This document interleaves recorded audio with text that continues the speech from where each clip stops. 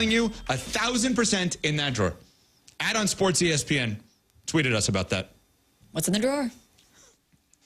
This is the story of the one who, as a maintenance specialist for a historic high-rise, knows that vintage charm historically needs constant attention. Which is why, when it's time to upgrade turn-of-the-century mechanicals, they turn to Grainger. With easy access to 1 million-plus products and the scale to deliver when and where you need them. The right tools and supplies are never far away. So the one can keep that vintage building running like new. Call, click Grainger.com, or just stop by. Grainger, for the ones who get it done. Martha was ready to switch to a career in IT. There's always a need for IT specialists, especially with AI coming out and cybersecurity. It's practically recession-proof. My Computer Career even provides job placement help. The career specialists, they're very helpful. They care about you as a person. You're not just a number to them. I would recommend My Computer Career wholeheartedly to anyone. Take the free career evaluation today. Become an IT pro in just months with zero experience at mycomputercareer.edu. Not available in Washington State.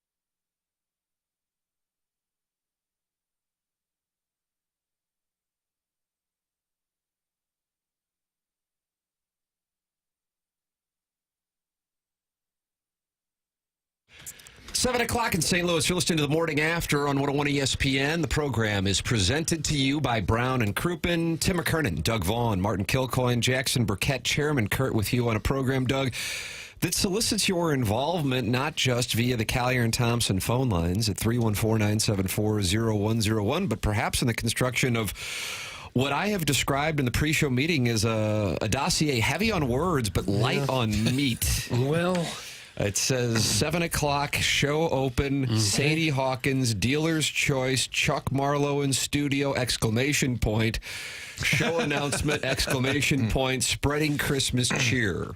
I like it. Jackson learned from Frank. You just sell it, man. You put an exclamation behind it. do we have time for all that? That's the thing. That's why I wanted to try to pack it all in there. Yeah, okay. Try to get out front. But Charlie's not in the studio. At 9 o'clock, he will. 9 o'clock, okay. So this is really kind of a pregame to the That's what Marlo this arrival. is. And then he did text me. I might be a few minutes late. I'm like, we're promoting it. Chuckles. We're promoting it as 9 to 10. I think we do a heavy Charlie drop leading into like the next 2 hours. Sort of an homage until he walks through the door. Allow people to get their appetizer of the great Charlie Marlo before he appears on the program at 9 o'clock. And we welcome two-part questions for Charlie Marlo as well. In addition to Robert Thomas, who's going to join us from Calgary, which, Doug, is, of course, home of the Saddle Dome, which 80% of the dais is aware of. Yep, I know what it was. And Robert Thomas was a candidate to be part of that Four Nations face-off and did not get the call from Team Canada. I'm not sure how worried he was. How aware are you, gentlemen, of what the Four Nations face-off is? Doug, the Four Nations are what? Canada, the U.S., Norway, and Sweden. Finland. Oh, Finland and Sweden. Close. Did you know there wasn't an NHL All-Star game this year? I did not realize that. I guess they announced it previously with this Four Nations format, and that will take the place of the NHL All-Star. Are you sad there won't be an NHL All-Star game? I don't mind it. I think I'm more apt to watch this than I would be the NHL All-Star game. And I was reading that they went with like the top-ranked countries, not Larry Nichols, but in terms of hockey. And Germany is in like the top 4 or 5 with hockey programs, but they don't have enough NHL players. Shot at Thomas Greiss. Yeah, it did take a shot at Greiss. And then Czechoslovakia was mad because they thought they had a good beef to have a team in there. They're kind of like, Ole Miss, Czechoslovakia, and they feel they belong. And then they Russia, don't exist? They're not allowed in. Well, what is it? The Czech Republic. I apologize. Jackson, Was that he's Ledoux? kinda Oh, my held you God. accountable. Yeah. I mean, it's He's kind of held my you accountable. God. well, it's not like it happened last week. It's kind Saddle of Dome fact-checking. Oh, my God. I'd rather know that the Saddle Dome is the home of the Flames than know whether it's the Czech Republic or I know it's not Czechoslovakia, but you know what I mean. It's that area there. sure. Hey, listen. I think that's their tourism slogan. It's that area there. Yeah, come to Prague. I don't want to go down a rabbit hole, but apparently Prague and that area is an awesome place to visit. Did you it is go there? Beautiful. You were just there that last whole year, area, right? yeah. It's a gorgeous area. Around there, you wonder, why do all these people move here? Why do so many Europeans move to the United States? Because it's a beautiful country. It's Doug, we're gorgeous the countries. land of opportunity, man. You kid, but that's what it is. When I was in Greece, we drove around on a tour bus. One of the oldest countries on earth, and for miles and miles, you'd see nobody. The olive trees, and I asked the tour guide, I said, where is everybody? This country's been around for 2,000 years. We're just getting out. He said they all have to go somewhere else to get jobs. I think that's it. Land of opportunity. They come here, they do overnight radio, and they hope that it goes well. Yeah. That's kind of the model they're teaching the kids in Prague. I would want to do it, too, if you had messages like we had right when we went on the air in the TMA STL YouTube chat, Doug. They wait for us with messages of positivity, Martin. Yeah. That's one of the reasons why Doug and I love doing this, and Doug wants to do it for another 20 years. Yeah. He said. I'd like to maybe do it into my 90s. I really think that's in the cards. It's messages I think like Skip this. Irwin did.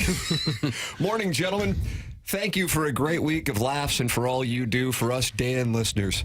Take care of yourselves and each other. That's from Jackson's Drop Auditor. How about that? Well, he's telling us what to do now, and I never liked that.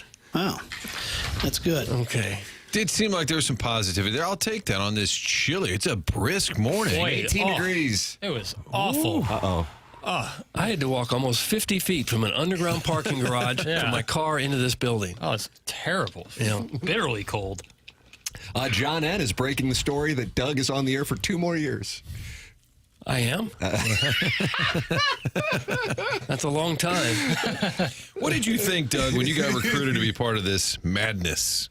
That was 2007, Martin. I was thinking I had a kid in college and another in private high school, and I better take any other job. If Walmart had called, I'd be there. So Big it was- endorsement for the show. So was Walmart or the morning after? Pretty much. Do you regret Yeah. the decision? Well, Walmart had a better retirement plan. Oh, why? He's got that amazing radio show. Is that a shot at 1380? Matt Holliday joins the program. Yeah, that was 1380. It was above. What was the name of that sex shop you would go to? I didn't go there, not once. It wasn't Dr. John's, was it? Oh, there you go. New Was it? sponsor. No, I think it was. Was it? And then there was Show Me's, I think, that had the wing and fry party. If you won the email of the day, you would get a wing and fry party for an hour for 20 people. And I always Eat thought, as much as you can. I always thought that was very... Hey, baby, I'll go the first half hour. You get the back half hour, okay? Shifts. I'll take the first part. I put a couple of those to use myself back in the There day. you go. Wow. So Jason Curtis won a wing and fry party. If you want to win nothing but still the pride of winning the Design Air Heating and Cooling email today, email into the program the morning after at InsideSTL.com. John N. in the YouTube chat just broke that Doug is retiring in 2 years. The listeners always know exactly what's going on. Okay. And John N. is Doug's representation, and so that announcement has been made on December 5th, 2024. How about we get you a little party at Show Me's as a send-off? Only for an hour. We'll have a little send-off. Wings? Wings and fries for an hour. Okay. That That'd whole be fine. studio smelled like Show Me's because it was coming through the ceiling. And I had Dick Ford, the legendary newsman, come down for a segment. And I tried to describe where on the landing, kind of across from the old spaghetti factory. And he came upstairs. You didn't tell me there's a smut shop downstairs. I said, oh, God. Oh, God. And then Mandy Murphy came down there one time. I don't know what I do to these people. And we tried to tidy up. Oh, it's a beautiful area. Well, we tried to tidy up the studio, and she sits down, and I didn't notice, but right in front of her was one of those Mr. Skin books. Oh, no.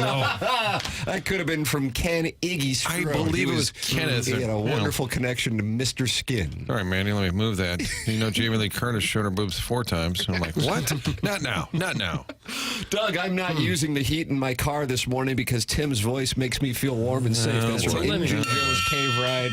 Magic Man. And it's wonderful to have those kinds of supportive texts as well. I do think that there is a lead because we didn't get a chance to talk about it right after Benji Molina left the studio yesterday. Martin, you're still doing the onboarding, and so we didn't get a chance to talk about it. But Benji Molina came in yesterday really not to like set the world on fire by any means. He was on 106.5 The Arch with Courtney and the Riz Show promoting his Christmas toy drive. And Ben Boyd, what is his official responsibility? He's worked here. He worked at 1380 above the sex shop. He was Bernie's guy Cam for a long Wax, time. Yeah, Cam Wax. He's, I think, his official, I don't know his official title, but he works for the Cardinals. Would you call him a broadcast liaison? He runs their whole radio network. Okay, there He's you go. involved, He's a broadcast liaison. Yeah, involved with Cardinal Radio and the Spanish radio. He's in the booth a lot of times with Polo and Benji. So He's he a actually wonderful gentleman. So he works texted me for about the Cardinals. He texted me a couple nights ago about Benji coming in the studio and talking over. I said, sure, absolutely. But look forward to having the conversation. And then that conversation, which again was about to promote his toy drive, which is on December 7th at Ted Drew's on Chippewa, and then 314 Sports Cards on December 8th, and Taqueria Durango later in the afternoon on December 8th. Then we started talking about his brother, Yadi, and the potential for his involvement with the Cardinals, because the plan was, and it was promoted as such, that he was going to be involved last year. And did he ever make an appearance? He never made an appearance last year. Now, all of that hubbub was real. It was the Wainwright retirement day. He asked for a meeting with Mozeliak and said, I want to get more involved. I think I can help. I want to coach. I want to be in the dugout. And I think, and I don't know, I wasn't there. Mozeliak said, seriously, you're going to do 162? You think about that. And then Yadi said, yeah, I'm serious. And I think they kept saying, you don't want to do this. You don't want to go to Pittsburgh on a Tuesday in April. You just don't. And I think the reality finally set in for Molina. Okay, maybe I shouldn't. Maybe I was too excited about the idea. I want to get back. I want to get involved. And then they came up with this assistant to the GM. But I do think it hurts Molina's credibility a little bit that he didn't show up at all last season. Not that that takes away from his baseball resume. Would he be a great manager? It doesn't matter whether he showed up in 2024. Maybe he's the smart guy for not coming around this mess. And I do think that may have been a little bit of it. He just didn't see any hope, so he didn't come around. But I think he was legitimate, wants to get involved. And the fact that he's managing in all these different leagues, Venezuela, now to the Dominican, I think he's letting you know he's serious about it. He's not just saying, hey, I wouldn't mind being a manager. I'm down here at the TGI Fridays in San Juan. Give me a call. I mean, he's doing it. That's right. He is doing it. He is having success with it, albeit not at the major league level, but he is doing it. He does love it. And so his brother Benji Molina, Jackson, was on the program yesterday, and he was talking about a variety of different opportunities he currently has with major league teams, his desire with the Cardinals, and Chairman Kurt sent out via our TMA-STL social media on Twitter, TMA-STL, TMA_STL on Instagram, on TikTok, TMA-STL as well. Some of these clips, which then made their way around the Cardinal fan universe. And this is what people were talking about. So here is some of the context. Jackson, what clip do we have to start things off, sir? Probably the timeline on when Yadi would likely manage is probably the best to start off with. All right, then. Hit the lever, please, Pale. He always said it. He always said to us that he wants to manage. He wants to manage. He always said that. The problem with it's not a problem. It's a good thing to have. It's that my nephew he's going to be next 2 years are going to be the last in high school. And if he goes into baseball, Yadi, he will miss training him. He will miss all this time with him. So my thinking always was like when my nephew gets out of high school, it's more sure that Yadi will come back and coach wherever. He had offers. I'll tell you that. He had offers, not only St. Louis, he had offers to coach. Turned him down because of the family. But I think he's going to come back. I think he's going to come back when his son goes to college or something like that. He's going to make an appearance. So that would be the 2026 timeline, for the record, because his son has another year after this one. Right. All right, Jackson, what do we have next year? This one, I think, is the one that was getting people fired up a little bit on social media. All right, go ahead. Do you think that would go right to managing? And does he have a desire to be in St. Louis more so than another organization? He doesn't want to go anywhere else. I'll tell you that right now. But he's not shutting the doors either. Like if St. Louis doesn't offer him a job, like managing, for whatever reason, doesn't offer, he's not closing the doors on any team. You know what I'm saying? Sure. Like, he would love to stay here. He would love to come here and manage.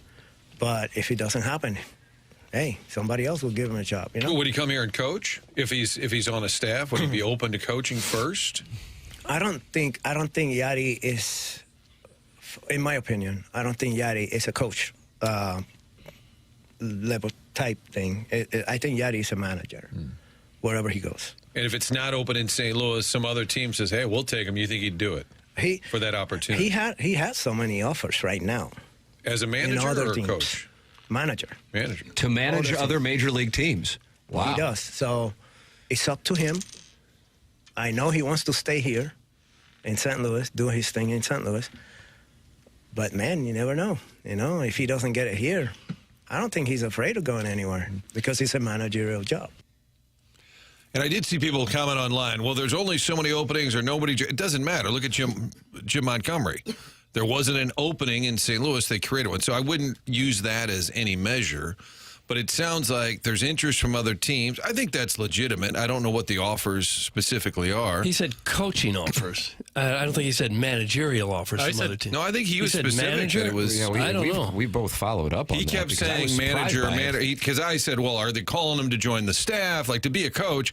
He kept saying manager. And we could split those hairs all day. It doesn't matter. The question would be, is it a fit? And if it is, at some point, not today, tomorrow, I guess, do you think he'd be a good manager for the Cardinals? And I think people mostly would be over the moon. I think some would say, I don't know, he disappeared that one summer. Remember, they had to beg him to come back. Remember, Albert and Waino were on, like, FaceTime with him to come on back. So I think that has some people concerned about, you know, would he truly be committed to do it? But it's hard to imagine he wouldn't be the most competitive SOB in the dugout. And kind of a little bit of that La Russa DNA. And I asked the media question, which I know people, I don't give a damn. But, I know that was a great question. I'm glad you asked it. It's a real part of the job. Whether it's not about, we want to have access for sound bites. It's a real part of the job, and it's a grueling 200 a day a year part of the job. And my point in bringing that up is I think he would hate that part of it. That was my concern. Not whether or not, he gave me a bad interview. I don't care about that. this is, I would say, minimum, they spend about an hour a day with media. Now, and I heard you guys talking about Belichick, Saban, which I agree, it's a good point, personality-wise, disdain for the media. But those guys probably talk 3-4 days a week. College, even less than the NFL. I mean, Drinkwitz talks once a week, I think. Tuesdays, and then after the game. What about the conversation with Chris Trevino? On the sideline. Those are brief. Those are brief. Well, maybe Yadi could use that. Maybe Yadi could use that play. And you just say to Yadi, M-I-Z? He gives you a little Z-O-U. But the manager of a baseball team meets before the game with all the writers. They sit around and talk some ball, Tim. They like to talk ball. Yeah. I used to be in there with the skipper. Oh, I like to be a fly on the wall for those, because the Bernies and Joe Strauss and Derek Gould, Hummel, those guys would just sit in there, and LaRusso would be working on stuff at his desk. He's got his glasses on. He might have been working on the lineup. He might have been, texting Bob Knight. You have no idea, because they weren't really engaging each other. And there'd be a TV on. That's right. And they would just kind of let it go quiet for a while. They're just like, hey, did you see that Lakers game last night? And they would talk about that. And I was like, we're waiting for our soundbite because of this? So the writers sit in there and hold court. Oftentimes, by the way, with a Western from the 1950s or 60s on the television. I like a good spaghetti Western. Yeah, man, Shane, that guy was a real badass. Like, we're watching Shane before we play the Phillies? Do you think that Yadi would invite the members of the media in? I don't think they'd be hanging out. No. I've never seen it at that level. I think the skipper enjoyed the back and forth. But you do that in spring training. They sit in your office and just hang out. I think Matheny disdained it and had a growing disdain for it. And I walked in, opening game at Citi Field, which would have been, what year was that, Tim? 2018? Was that 20? I don't know the years. And there was a member of the St. Louis media, and he had his feet on Matheny's desk. And I'm not going to say who, but I mean, it had to have been Rich Gould. It was not Rich Gould. You think I'm going to New York? But had his feet on his desk. 100%, because I was alarmed. Can I get an age range on the person? Initials, please. No, I'm definitely not doing that. Stu Clytenic It's not a day-to-day. It wouldn't be top of mind. But I was thinking, Mike Matheny already probably could live without us. And now you do that. Can't believe it. And he's probably thinking, manners, sir, excuse me. It was unbelievable. But you meet with him before the game. Was it the skipper? Was it Jeff Skipper? It was not. Citi Field opened in 2009. Yes, this would have been 2018 when they opened at Citi Field. Oh, God, I thought you said when Citi Field opened. My apologies. Well, I mean, Jackson keeps trying to dunk on you. Sorry. I guess it's not due time. But anyway, then the game ends. They talk again. It's constant, and I don't think Molina would enjoy that. And Benji made a good point. He's not competing as a player. He doesn't have to worry about hitting that night or catching, so he has a little less of that pressure. So that's one factor. I think Cardinal fans would largely love it. Would you not agree? Well, Chairman Kurt, you did a Gallup poll on the TMA-STL Twitter account yesterday. What were the results?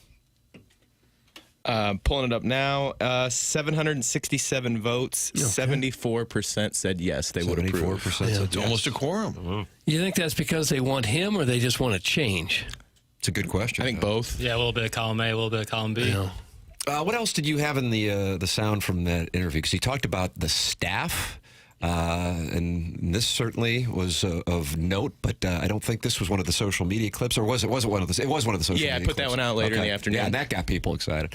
What do you think the strengths would be? He obviously had a ridiculously successful, likely Hall of Fame baseball playing career. What do you think his strengths? What would he bring to the table? What has he been bringing to the table as a manager that's already shown his ability, that's gotten him, as you say, some job offers in Major League Baseball? Well, I think Yadi's mind is way ahead of us. Way ahead in the game. Like a baseball savant? Yeah, like whenever I had a chance to talk to him and after the games, and we'll sit down watching 5 TVs, 5 different games. His brain goes from one to the other. He's way ahead of time. And like calling the game, from what I see from Yadi, I think what he brings is his brain, man. And then he's nice to people, to the players. And he's always going to try to teach him his experience. Mm-hmm. Yeah. Bring him over. Hey, Martin, don't do this because this happened, Try this. Hey, try, everything together. Plus, Yadi's not going to come coach with just any coaches. He probably is going to bring a couple coaches that are, 100%, 150% on board with his idea of coaching. I like he went on to say he brought up Albert Pujols and Adam Wainwright.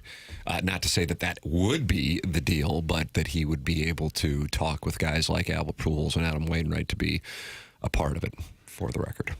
I guess the question is, would it happen? And moving forward, it's going to be Chaim Bloom's operation. He doesn't have any connection to Yadier Molina. Whether that should be a factor, or I just think it could be a factor. I think there are two things as I hear Benji Molina talk about this. And again, he was in to promote his Christmas toy drive, and then we just started talking about a variety of topics, and that's what got going here. Number one, the organization, since Tony La Russa left, has been doing nothing but hiring first-time Major League managers. Do they want to go down that road for a fourth straight time? And then secondarily, another trait, my opinion, of the last three managers they've hired since Tony La Russa is these are people who I think can be more controlled than Yadier Molina. I don't know if Yadier Molina would listen to Bill DeWitt Jr., the chairman, much less Chaim Bloom. We used to joke at spring training that if Molina and Mike Shannon would park their car in the middle of the field, people would just go, hell, we're going to play around it because we don't want to walk up to him and tell him to move it. So to have Molina in the manager's office, it's going to take you more back to a La Russa era. I'm sure some fans love the idea of that, and that's fun from a fan standpoint, but from an organization standpoint, if you have a guy who is number one, respected by the fan base and loved by the fan base as he is, but then also as headstrong as he is, how would that play? And maybe that's something that they want, or because then it commands respect from the players, or maybe it's something that they would prefer to avoid. And then again, it's a first-time Major League manager. So those two things are the things I think about. Yeah, and I think the way baseball has gone of late, it's to have players or managers who largely do what they're told. I think that's sort of the model that's more prevalent right now. So I think that would be a concern, because he's feisty as a player, competitor, and I think he would say, this guy you want to call up, he's terrible. Get somebody else. And they're not used to that in baseball. I think he would be outspoken and critical of moves they want to make. Hey, we're going to sign so-and-so. No, he's terrible. I mean, I think he would weigh in on all of that, which would be, I think, healthy. I would love that. Remember, La Russa and Mozeliak battled. The quote in the paper, Mozeliak said, I picked the players, and La Russa said, I make out the lineup. Remember that? They went back and forth about roster decisions. I sort of miss those days. Excuse me. Traditionally, teams don't hire star players to be the manager. It really hadn't worked out very often. A few times, Joe Torre, Frank Robinson, Yogi Berra had some years. But for the most part, it's guys like La Russa and Herzog who made it to the major leagues, but briefly, and have a better kind of feel for what it takes for that 25th player on the roster to compete, rather than the star who would, a lot of things came rather easily to them. And I don't know that these guys, especially you talk about Pujols and Wainwright as possible coaches, and Molina too, guys who've made a fortune, more money than you could possibly spend. Are they really going to want to get to the stadium at 1 o'clock in the afternoon and pour over a video of the Washington Nationals relief pitchers? I don't think so. No, I think it's a legitimate point, but this is a guy who's going to Venezuela, going to the Dominican, clearly, he could be sitting on his yacht in Puerto Rico, and he's doing it right now. I agree with that premise, and I said this a year ago when everybody made fun of me for just saying it's what he wants to do. I didn't say it's my idea. It doesn't make sense to you and me. To him, he feels, and if you talk to Benji or even Jose, these guys, when they would come around, they talk about paying the game back. It's like they believe that, and it's part of the Molina DNA. I guess the better question is, would it make your team better? And who cares about the media stuff? If he hates, the point of bringing that up is, would he be miserable? Would he just hate, oh my God, what am I doing? And you got Matt Holliday, who wanted to be the bench coach, and then finally realized this makes no sense. I was about to bring that up. You've had two former Cardinals who were about to take on a role, and then when it almost became time to actually do it, they go, I don't know. Right. But were they for different reasons? Maybe the same reason, because Holliday also has kids in high school that he wanted to train. But again, you're aware of that situation when you accept the job, and then when it's about time to go down to Jupiter and begin the whole process of working with minor leaguers and so on, and then go, oh my God, I do have a Tuesday night game in Pittsburgh in April. This is not what I want to do.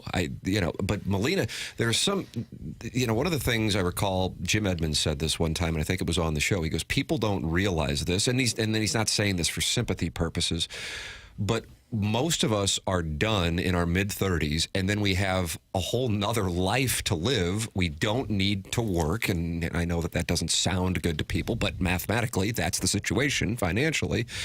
And we also, through, from 5 years old to present day, we were competing day in and day out. So you're actually bored. You might have a few months or a year where you're like, this is great. And then you go, I need to do something. And then on top of it, if you were fueled by competition, you got to fill that void somehow.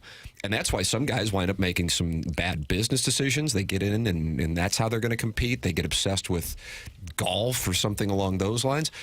But for Molina, I think we all would agree, the guy, and Albert Pujols for that matter, is obsessed with the game.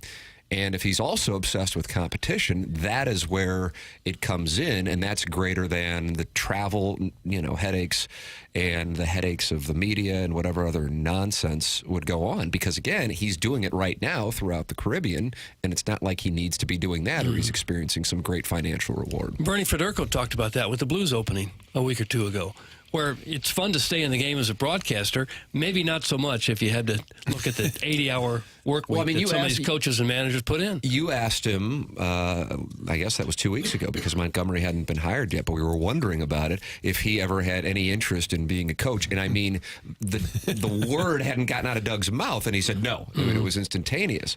But it's a case-by-case scenario for each particular athlete. You are welcome to give your thoughts. Are you on board? Do you like the idea? Do you dislike the idea of another first-time major league manager? Your thoughts are welcome. You can call in Callier and Thompson phone lines 314-974-0101 or text into the Air Comfort Service text inbox. 146 friends of the Feather, including Don P.P., Stag, Ted Gann. You know Ted Gann, right? I don't. And the old hipster are in the YouTube chat right now at youtube.com/TMASTL, and you can go in there and talk it over and watch the program. Jackson and I, Martin, are wearing matching St. Gabriel's golf tournament sweatshirts. It was not coordinated. It was not coordinated. You didn't text at 4 a.m.? No, I did not. But I saw that when he was putting his shirt back on, and I thought, look at this. No, wait a minute. Putting it back on. Whoa. Due time. Is this in the locker room here outside the studio? Missed the show prep meeting. We always have a steam for the show. Yeah. Sorry, I missed that. I decided not to wear a hat because all the video yesterday, I wore the... You wore a stocking cap and you were accused of not having a home. The last couple of days, it was cold out. I'm like, who cares? It's radio. And I always forget this stupid thing's on TV. And then I've never called this show Stupid Thing. And then Ben Boyd is putting out video, and the chairman's got video. And the cat tweets out, why does Martin look so mad? It was kind of, your skull, you looked like Little John from Robin Hood.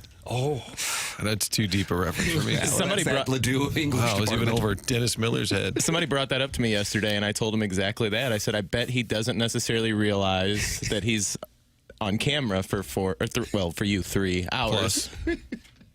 I put on my time card. Left at 10:06. Chris called, and I left at 10:05.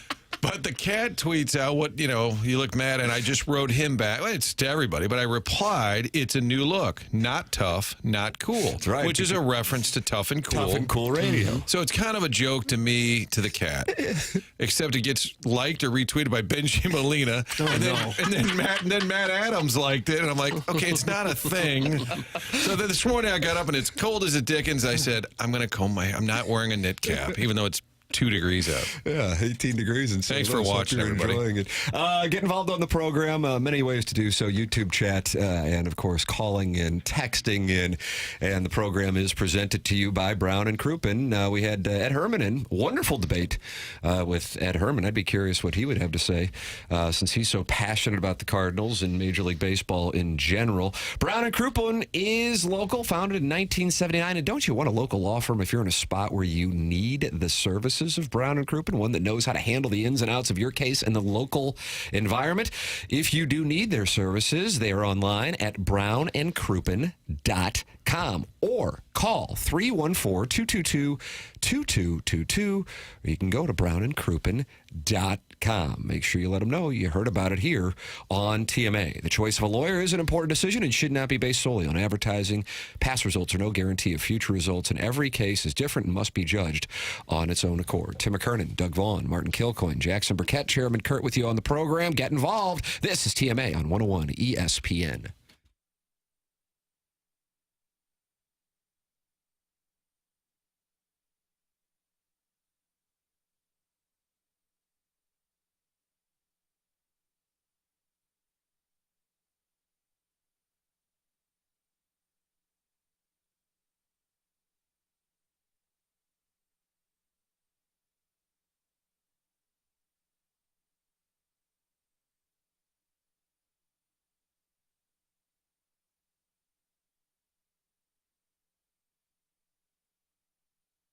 That's not accurate.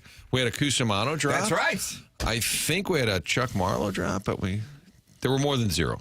A boom job. Okay, How about that? There's Marsh. And Yep. Jackson acknowledges he's attractive, but he is not attracted to him. Marshy Marsh and the Playful Posse. Have you had a chance to meet him, Martin? He's the producer on the Fast Lane. I've heard him many times over. I do not know. He's a delightful gentleman. There's a lot of people loves in the Vikings. A lot of people in the building I don't know because I'm new here.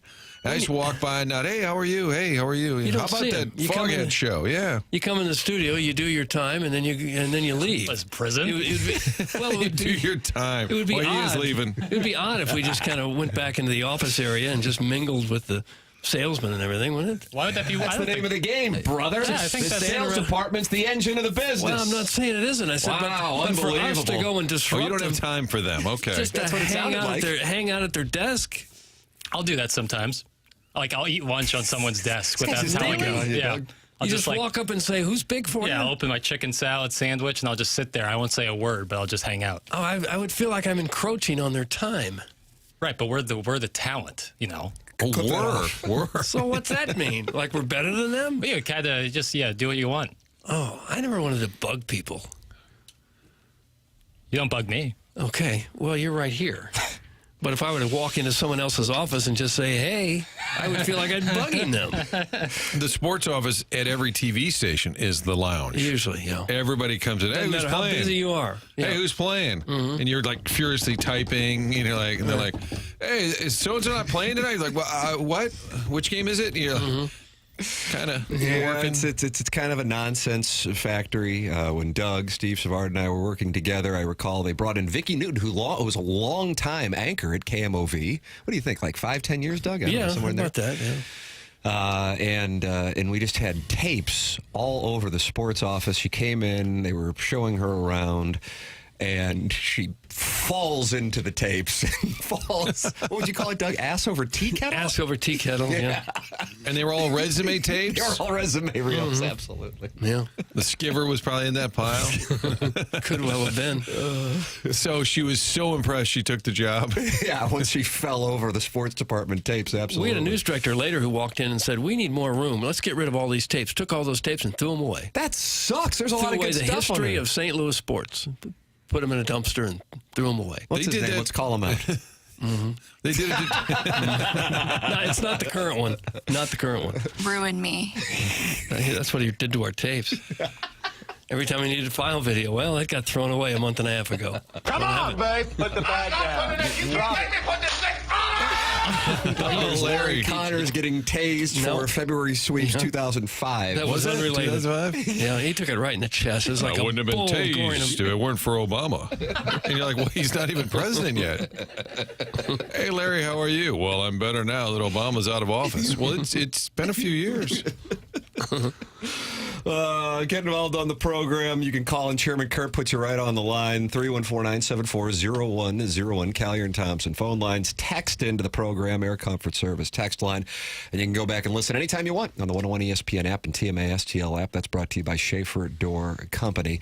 Many people texting in regarding our discussion on Yadier Molina after Benji Molina came on the program yesterday and said he has offers to manage right now and he wants to manage the Cardinals Cardinals. Molina as a manager would be a disaster for the franchise. He would hate it, and he would leave. That's from Adonis Jordan, who, if I'm not mistaken, played for the Kansas Jayhawks. Am I correct on that? I believe so. Sounds Was right. he part of the 1988 Danny and the Miracles? I don't know the years, Tim. And they were a 8 seed that beat Oklahoma and Mookie Blaylock? Am I correct on that? I don't remember. That sounds about right. Would have gotten through Billy Tubbs on the way there. Thank you, Martin. Okay. Ed Manning was on the staff. Just sort of worked out that Danny Manning's dad would be a coach on the team. Right. Had Sorry, Thomas Zolt. Had nothing to do with his recruitment there. We'll give your dad a job. Okay, I'll go to Kansas. Guys, Molina is manager of the Cardinals. If he fails, does it tarnish his legacy as a Cardinal? But in the same breath, he could be great. But all managers are hired. Most of the time, they're also going to get fired. It's just a matter of when. It would be hard to see him in another uniform. Would love to have a Terry Francona, but missed our shot on that.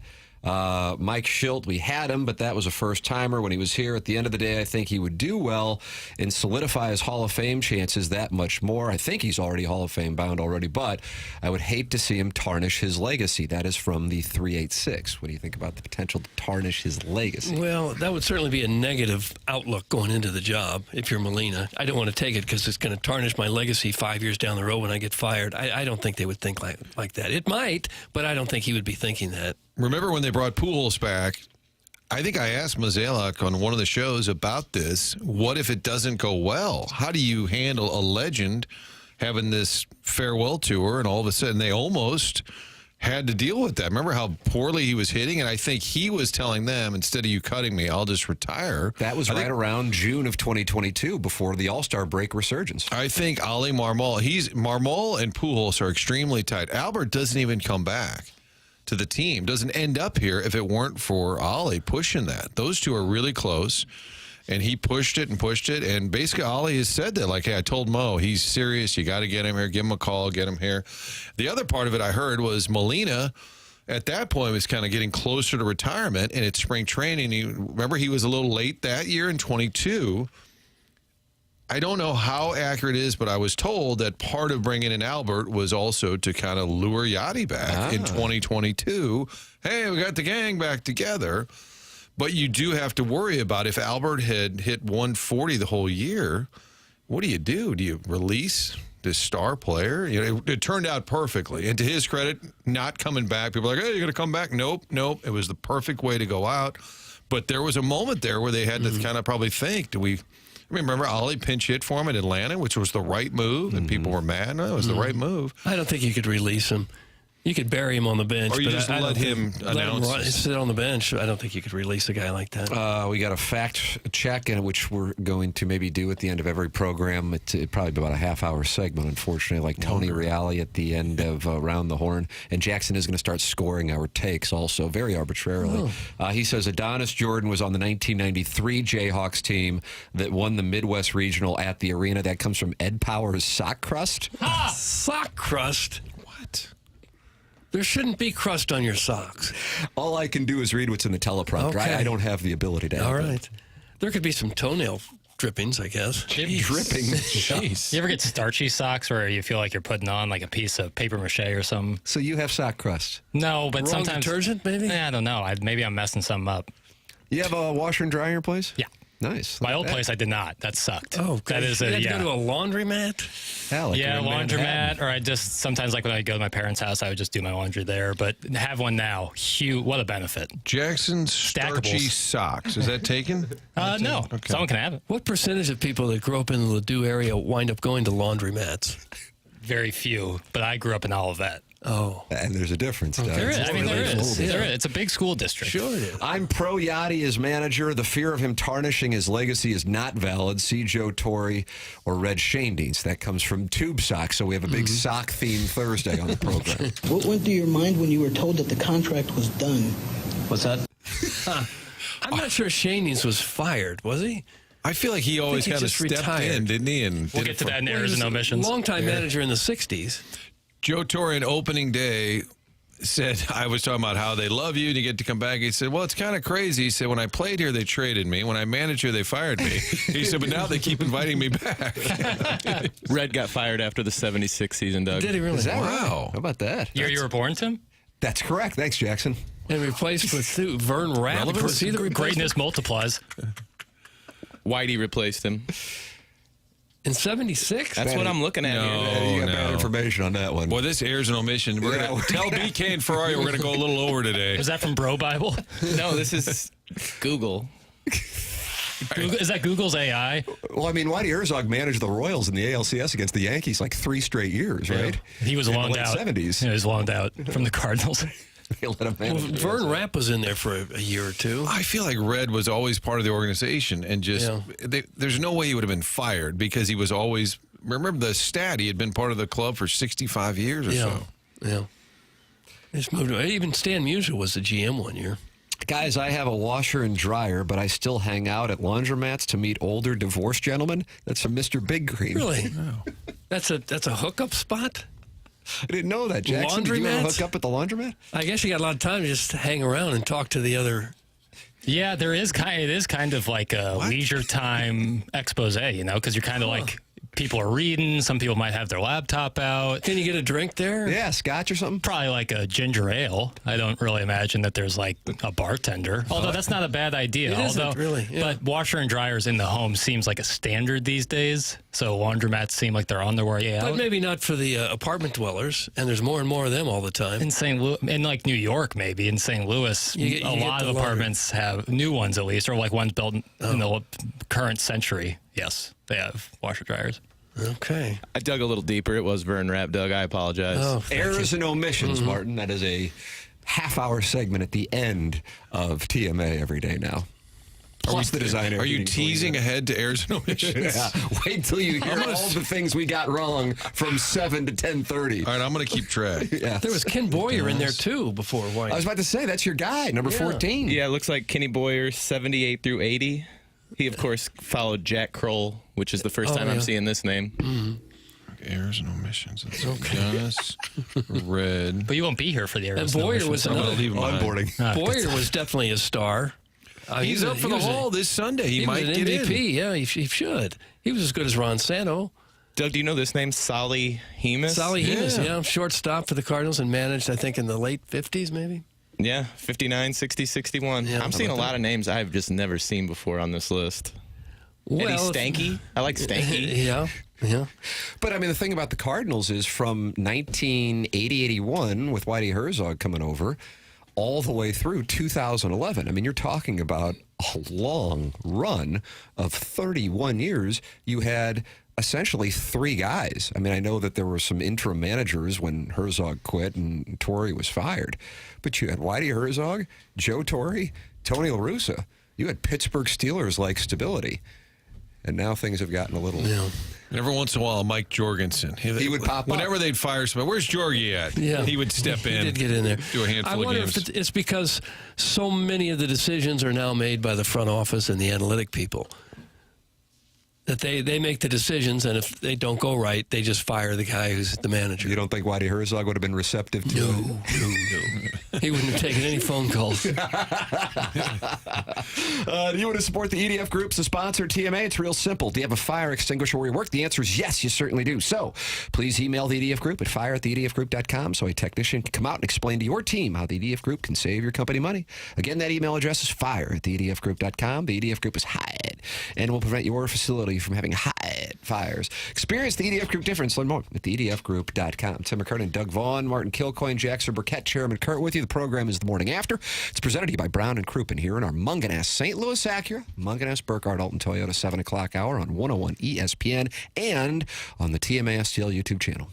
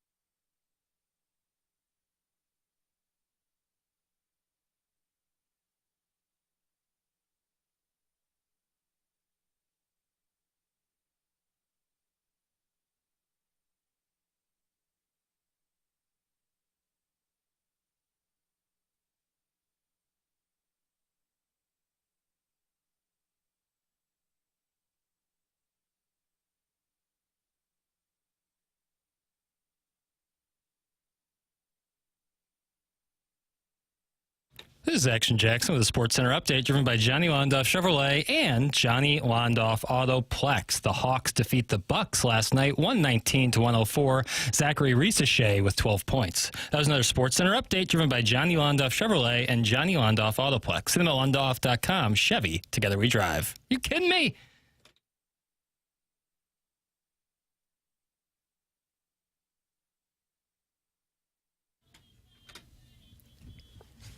Nice.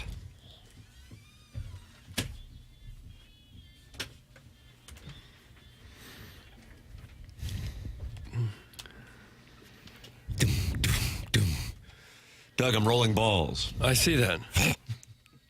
It's TMA, 101 ESPN. Programs presented to you by Brown and Crouppen. Munganess, St. Louis Acura. Munganess, Burkhardt, Alton Toyota. 7 o'clock hour. Tim McKernan, Doug Vaughn, Martin Kilcoyne. Jackson Burkett is on the ones and twos. Chairman Kurt fielding your phone calls. Collier and Thompson sponsor the phone lines at 314-974-0101 and a wonderfully active YouTube chat where John Scores, the Milagro Tequila Listener of the Month for November 2024, despite the fact that he is wearing the crown, is in there interacting with other common men. And you have to respect that. A guy who's so much respect. Won the Milagro Tequila Listener of the Month is in there talking it over, and maybe that's the reason why Jackson rigged that election. He respected he respected John Scores being a commoner. Speaking of, at 9 o'clock we have a show announcement. What sort of announcement? A good one. Is it embargoed? It's a good one. It is embargoed currently. It is. Yeah. It's a good. People enjoy this. What sort of announcement? Well, I mean, we got to get better at teasing, and this is a tease. Tickle, tickle, tickle, tickle, tickle, tickle. Okay, that's enough of that. Did you learn this being in the FM building here? It's kind of a rock move, like, big announcement coming up at 4 p.m. today. That's right. And then you find out, like, Queensryche is coming to town. Ooh, Doug, is that Silent Lucidity? I don't know. 95? I don't know the years, Tim. They would build it up all day. I'm not saying this station, this building would never do that. No. Right. Those You're other more people. Going after KHTR. Yes, back in the day. All day. Like, we'll let you know. Just stick around. And 8 hours later, Katrina and the Waves are going to be at Kiel Auditorium. Oh, wow, that was the buildup. So can we top that? I think so. Can we have a hint as to what the secret might be? Oh, No. Is this a real thing? Yeah, that's a real thing. Do you know about it? Yes. A big fancy announcement. Well, now I feel like you're A trying life-changing pump it sort up. of announcement. 1 out of 10. What's it? What? What is it, That's 1 not out of 10, fair. please? That's not fair. Because is it a station thing more than us thing? Like, It's all together, baby. It's always like a Quinn Snyder press conference here. You ask a question, you get an answer, but you don't really get an answer. I enjoy the connectedness of this team. And this is coming up at 9-ish. Yeah. Yes, sir. Doug and I know nothing about this. I think you were included on the email, but I don't know if you guys necessarily check your email. I didn't get that email. Hopefully the announcement is someone else is writing the ESPN Sports Center updates from now on. That's from Larry Thornton. He is a big Missouri fan, but it sounds like he's not a big fan of the Sports Center updates. Jackson, your response. Oh, you don't get a whole lot of time. And what time you do get, you usually waste on an NBA score. There's no waste. There's no such thing as waste. You went NBA in the 7 o'clock hour. Usually it's Blues and Flames. Yes, you usually do Blues in the 7 o'clock hour. I know. As if you Boycotting the Saddle Dome. I need to talk about Riesachet. usually check that box and then move on to NBA banter. Are we still in the NBA Cup? Because this is sort of like the Four Nations. I don't really know what's going on. NBA Cup single elimination bracket has been set. And that's like the Leagues Cup in soccer. They just started playing other games. In-season tournament. But they count towards the NBA standings. Correct, except the championship game. Every other one of those games are regular season And if you win games. the championship game, you win what? $500,000. Wow, to those guys. That's lunch. Yeah.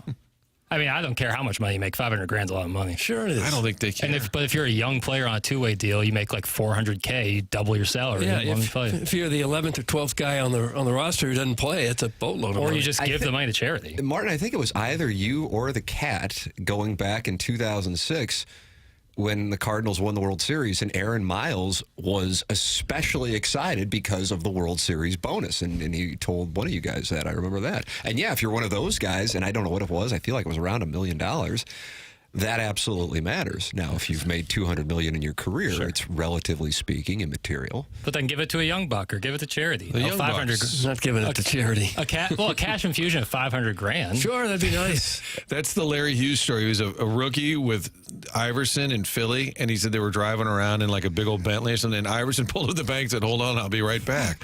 And Larry Hughes, he came back with like just cash wrapped in like saran wrap, and he said, what's that? He said, $500K. And I'm like, well, just big weekend plans? Like, who does that? Buying a radio station. Every time, that actually is possible. Every time Jackson does an NBA update, another Husky Power Hoosier listening in deep Jefferson County gets an additional underbelly skin tag. Oh. Doug, that's from Carlos Spicy Wiener, and he's a Hall of Famer. A little skin tag peeks out of the belly. I was told that every time I do one of those, an angel gets its wings. Oh. Are we going to look past the fact that Doug got a wonderful little haircut? Yeah. Martin, I thought that was going to be your lead, and then we went with the Molina sound. That's the show announcement. That's not the announcement. Could the announcement be at 8 so it doesn't take away from Chuck Marlowe's arrival? Wow. Fine by me. Oh. Oh, really? I thought this was a station edict. No. Okay. We can do it earlier. The email says the announcement's at 9. Some of the stuff is rolling out at 9, but we can announce it before rolling that. out? Now I got to find my email. What's my password? Yeah, I got to figure that out too. Let's see. Since you guys moved to HD1, it has made Jackson into a bit of a waffler. That's from Flip Wilson. Do you feel like you're waffling more in HD1 than you do? Really? And why is that? I have to be more careful about certain things. I have way more responsibility. That's probably why. How about that? I'm just being honest. Well, it's honesty in media. Always has been. Yeah. How about that, Doug? Yeah. All right. But you were pretty honest at the old station too, weren't you? Yes, but I was probably a little bit more comfortable with what I could and couldn't do. I see. I'm doing a lot over here. Look how many monitors and levers and buttons are over here. Are you getting a promotion at 9? Is this what we're building up to? Feels like it. Yep. I'm becoming the vice president of special projects. Oh. Shut up, Jackson! Quit changing the subject! The NB gay sucks and we don't care! That's from the 618. Exhibit A. What do you mean? You're trying a case and that's Exhibit A? Yeah, if you like to be aligned with that, be my guest. Oh, and Doug, now we're dividing the audience, and I find that to be. This should be a time of great unification. I tried spreading Christmas cheer in the show open. You did? Yeah, trying to spread some Christmas cheer. But now you're very much against the fine people from Illinois. Not true. Couldn't be further from the truth. Okay. I don't even know what to say anymore. Apologize. All right, you can get involved in the program. 314-399-9646. Air Comfort Service text inbox. Chairman Kurt taking phone calls on the Collier and Thompson phone lines. 314-974-0101. And you are welcome to partake by also the YouTube chat where the old hipster is talking it over with old Ricky Summers. And Ricky Summers says Jackson hates Christmas. So that is... What? Oh, no. What? Is this the announcement we're going to get? Why do I hate Christmas? I love Christmas. I don't want to be a jerk, but I'm going to guess the 9 o'clock announcement, if it's scheduled for 9, won't happen until 9:20, because right now we're in segment 7-3. We haven't done 7-4 yet. It's all right. I got a handle on it. Okay. He has a handle on it. I got my eyes on the prize. Okay. That's why he's got a heavy sweater, Martin. He's got a C on it. Me and Doug, we just have the A. You guys are wearing matching. So I was going to ask a question. I am taking questions. Raise Doug your is hand. not. Martin, I don't know if you are. Mm-hmm. You are. So I already kind of dress like I'm in middle school every day. You taking a shot at our St. Gabriel golf tournament sweatshirts that we're matching with. No, today. I just always wear sweatpants or athletic shorts, and so I was thinking, is it a step too far if I wanted to wear a hoodie and then throw a T-shirt on over my hoodie, like I'm at I'm at a championship parade? Why would you do that? That's when we were the St. Gabriel soccer team. Was that 1988? I don't know. Is that too Hoosier? Is that pretty Hoosier? No, yes, I just said that's what I used to wear. Well, you were a child. You're a child. A T-shirt over I'm 26 over a big thick hoodie. A T-shirt over that. Yeah, I wanted to wear my Jason Tatum jersey, but it's too cold to wear just a T-shirt in here. So would that be Hoosier if I wore it over a hoodie? Yes. Okay. Is the short answer. answer. All right, so that's why I changed. I had that on earlier, and I put this little number on. I might do it tomorrow. Played well in the YouTube chat. Especially with Charlie coming in. You wear that for Doug Armstrong tomorrow. He's in studio from 9 to 10. He'll love it. It's a good call. Maybe I could have a rotating jersey and just throw on the Bob Thomas one when he Doug Armstrong walks in. So you're going to change for each segment that he's in? You think he's going to notice? He'd be impressed by that. But if I just didn't say anything about it. Is the announcement that he canceled? Is that the 9 o'clock announcement? Doug Armstrong heard the first hour and has canceled his appearance in studio tomorrow. Yeah, Doug Armstrong in studio tomorrow from 9 to 10. Doug, ours is the type of presentation where friends feel they can drop by at any time. And they can. Mm-hmm. Benji Molina, Jeremy Rutherford in studio yesterday. Doug Armstrong tomorrow. Chuckles Marlo coming up at 9 o'clock. You can participate by emailing in the Design, Air, Heating, and Cooling email today, the morning after, at InsideSTL.com. This program is TMA, and it's presented to you by Brown and Crouppen on 101 ESPN and the TMA STL YouTube channel.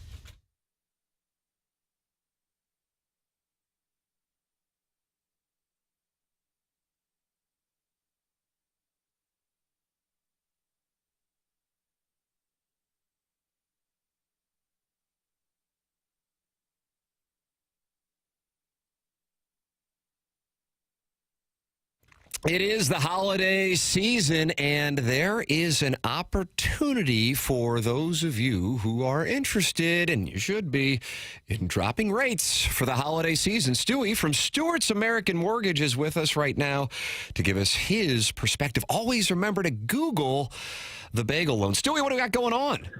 Tim, we are in the festive season right now, and what we're going to do is we're going to lower interest rates more than what the market is. So we're going out, we're giving people better rates than we normally give, which are always the best anyway, just because the holiday season. So we cut it about 0.25%. If you have a rate in the sixes, upper sixes, sevens, and you can save money for free. Now, those people are walking around saying, man, maybe I should wait, maybe I shouldn't wait, the rate's going to go down. But you know what? With the climate we're in, we don't know where rates are going, up or down. So refinance now with the bagel loan, no closing costs. If rates go down later, we can always do it again. We just took an ESPN listener, went from 30 years to a 20-year loan. Payment went up $3.50. Wow. And he knocked off 8 years. How about that? Call Stewie on his personal cell phone. This is his personal cell phone number. 314-324-4440. That's 314-324-4440. Or Google the bagel loan.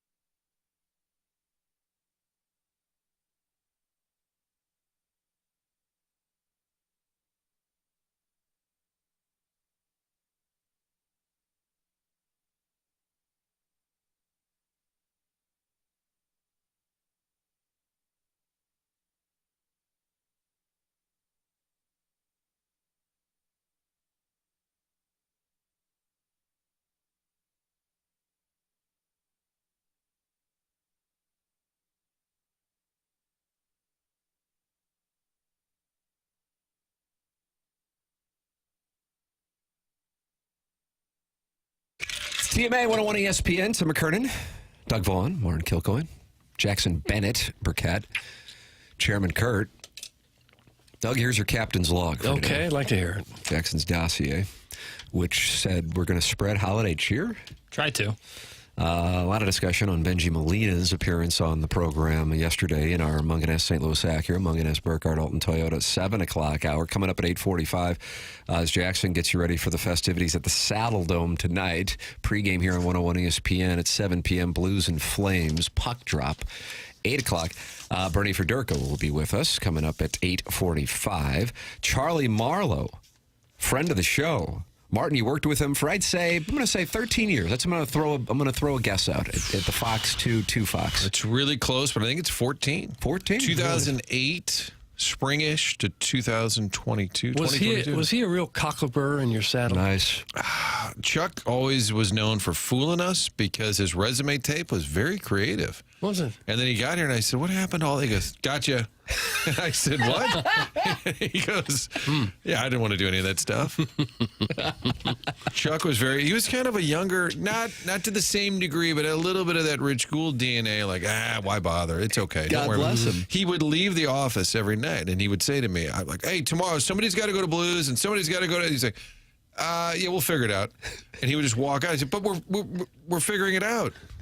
He'd just say, we'll figure it out. God bless him. And he'd walk out. I'm like, what? We'll figure it out. Chuckles Marlo in studio for the 9 o'clock hour. Robert Thomas with us at 10:15. Jackson? Yes, sir. Did you text him this morning at 6:15? 4:15 in Calgary. No, I texted him yesterday. Lose tonight, Doug. We can already bet it. Okay. Have we talked to him since? We have not. Since the morning text that led to the 9-second goal? That's correct. This will be his first appearance since then. So we've got that coming up at 10:15. Then the Design Air Heating and Cooling email today. And Jackson says we can do the show announcement before 9 o'clock. Mm-hmm. Okay. Yeah. All right, Doug. We can. So is it station related? Probably. I'd say show / station related. That's a deep tease. Okay. Do with it what you want.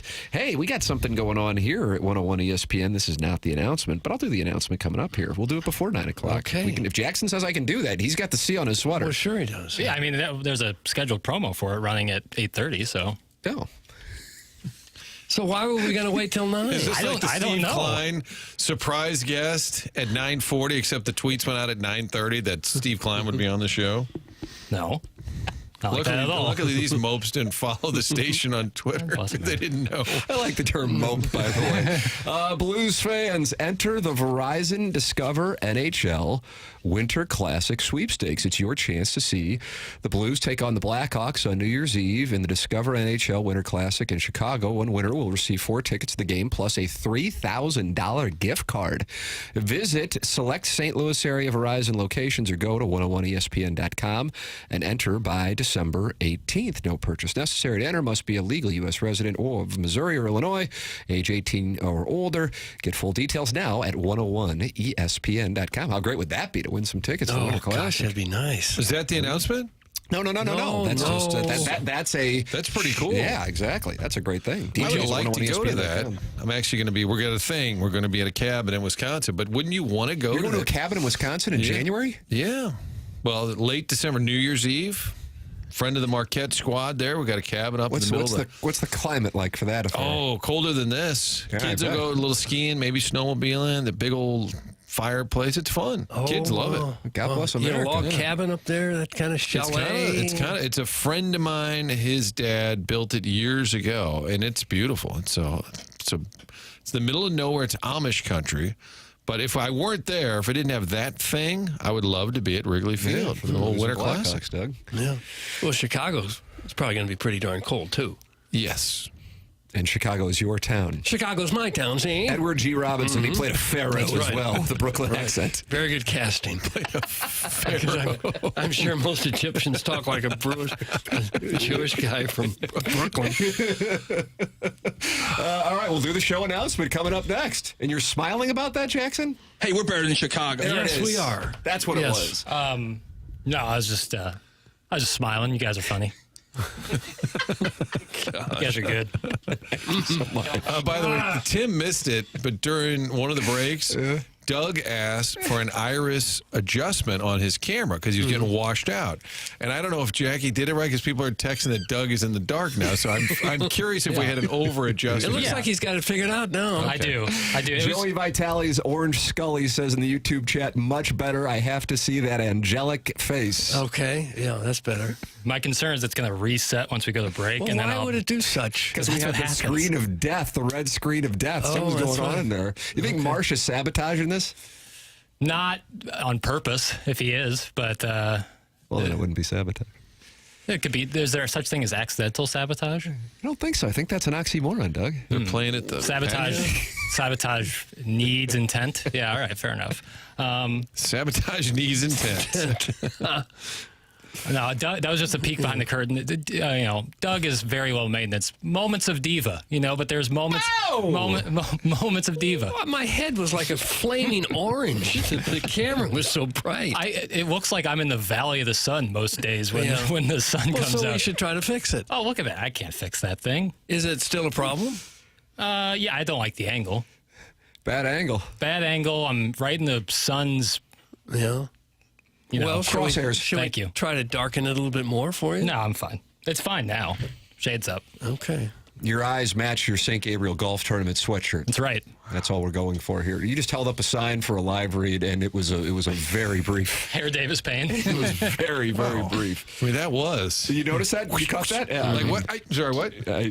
I know what I'm talking about now, though, and that is Ted Drews. I mean, what a wonderful winter tradition for many St. Louis area families. As it is, make it a winter tradition for your family as well at Ted Drews Christmas tree lot right there at Ted Drews on Chippewa. Visit Ted Drews on Chippewa for the perfect combination. Frozen custard and Christmas trees. Enjoy Ted's delicious custard while browsing among beautiful, fragrant fir and pine trees. There's a wide selection available, including plenty of large trees standing over 8 feet tall.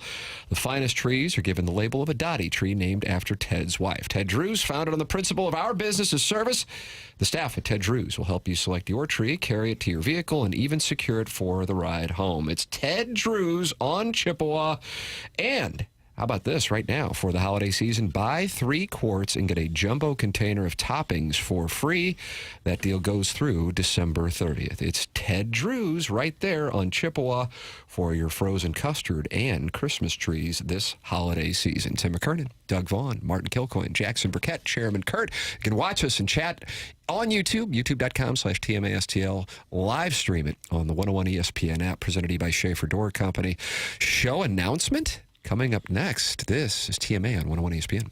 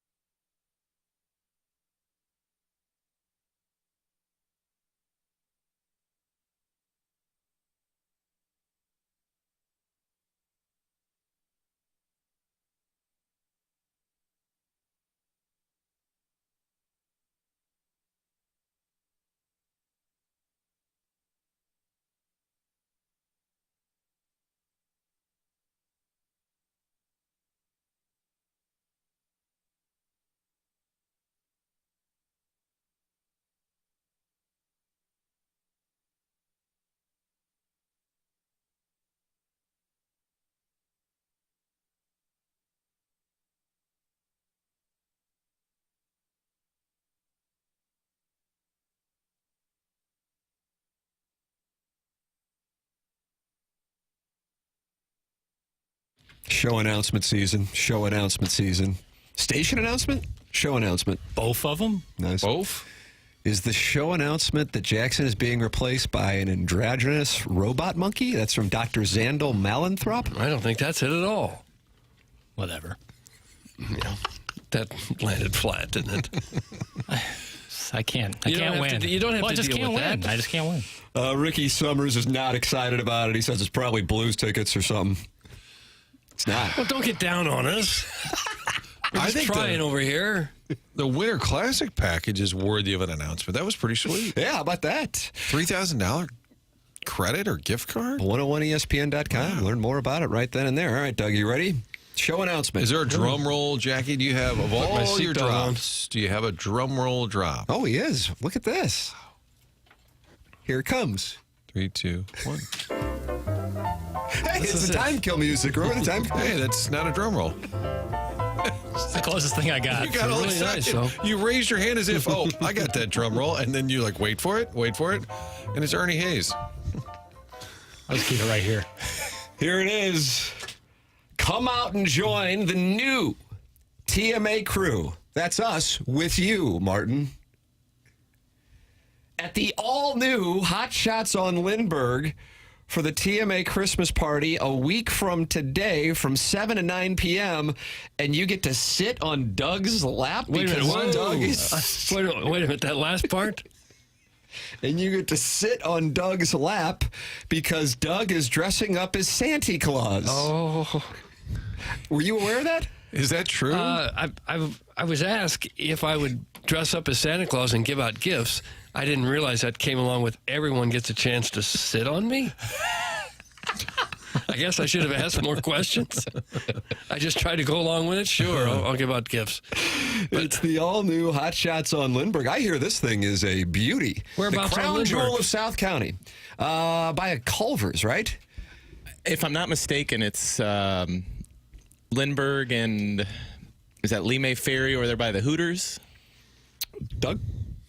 Hot Shots probably doesn't want to be referencing another hangout for our crowd. Is it a new Hot Shots? It is. Brand new, all new Hot Shots. By the mall there. in Lindbergh Are Plaza. we really workshopping this? Come see us next week. Where? Well, we don't really understand I where got it to is. figure out where it is. Because you're going to be dressed up with gentlemen on your lap. Just drive up and down Lindbergh. So here is what we got. Okay. Doug is going to be giving out Christmas presents every 10 minutes, and that includes concert tickets to Post Malone and Jelly Roll, Kendrick Lamar, and St. Louisan, and friend of the show, SZA. Yep. She is a friend of the show. She is. El Monstero, Jack White. Doug, you love this guy, Sebastian Maniscalco. Oh, I do, yeah. You're giving those tickets out. I probably won't give those away. You're going to pocket those. He's going to be there? No. I don't know if he's going to be there. We got to give him the address, if so. Disturbed, Lincoln Park, Blues tickets, signed Blues pucks. Every 10 minutes, we're giving away this stuff at Hot Shots, the all-new location on Lindbergh, next Thursday night for the TMA Christmas party. You'll enjoy drink specials throughout the festivities, and then TMA holiday-themed menu with shot and drink specials, Kona sampling with prizes and samples from 7 to 8 p.m., and then we are asking you, and this is a tradition for TMA, we've always done a toy drive for our Christmas party. Please bring a new and unwrapped toy for Annie's Hope. Annie's Hope is the charity that we have worked with on behalf of the late great Jennings Randolph Jr. So come celebrate the holidays with the new TMA crew at the brand new Hot Shots on Lindbergh next Thursday, a week from tonight, and it says it's featuring Santa Doug giving out the best Christmas presents every 10 minutes. Wow. And that includes Post Malone and Jelly Roll concert tickets, Kendrick Lamar and SZA concert tickets, El Monstero, Jack White, Sebastian Maniscalco, and Blues tickets, signed Blues pucks every 10 minutes, and you get to sit on Doug's lap and get a picture. Well, I think maybe that's being overblown just a bit. Wreck me, Doug. I don't want to ask a question you may not know the answer to, but are there some sort of raffle tickets or something? That's all I get is questions I don't know if I have the answer to. But you're so good at tap dancing? Yes, apparently. How do we know who wins these gifts? I think you pick the cutest boy. I do? Yeah, it's Or we Doug's all choice. vote on it, and then Jackson just decides anyway. Okay. Random number generator. That's right. Conveniently located just a half-mile north of I-255, Hot Shots in Lime. Yeah, it's Right. near the Hooters and the Home Depot. Home Depot. Oh, okay, so it's a little south of Lime Fair even. I kind of wanted the Queensrÿche announcement, but this will be fun. Silent lucidity. Yeah.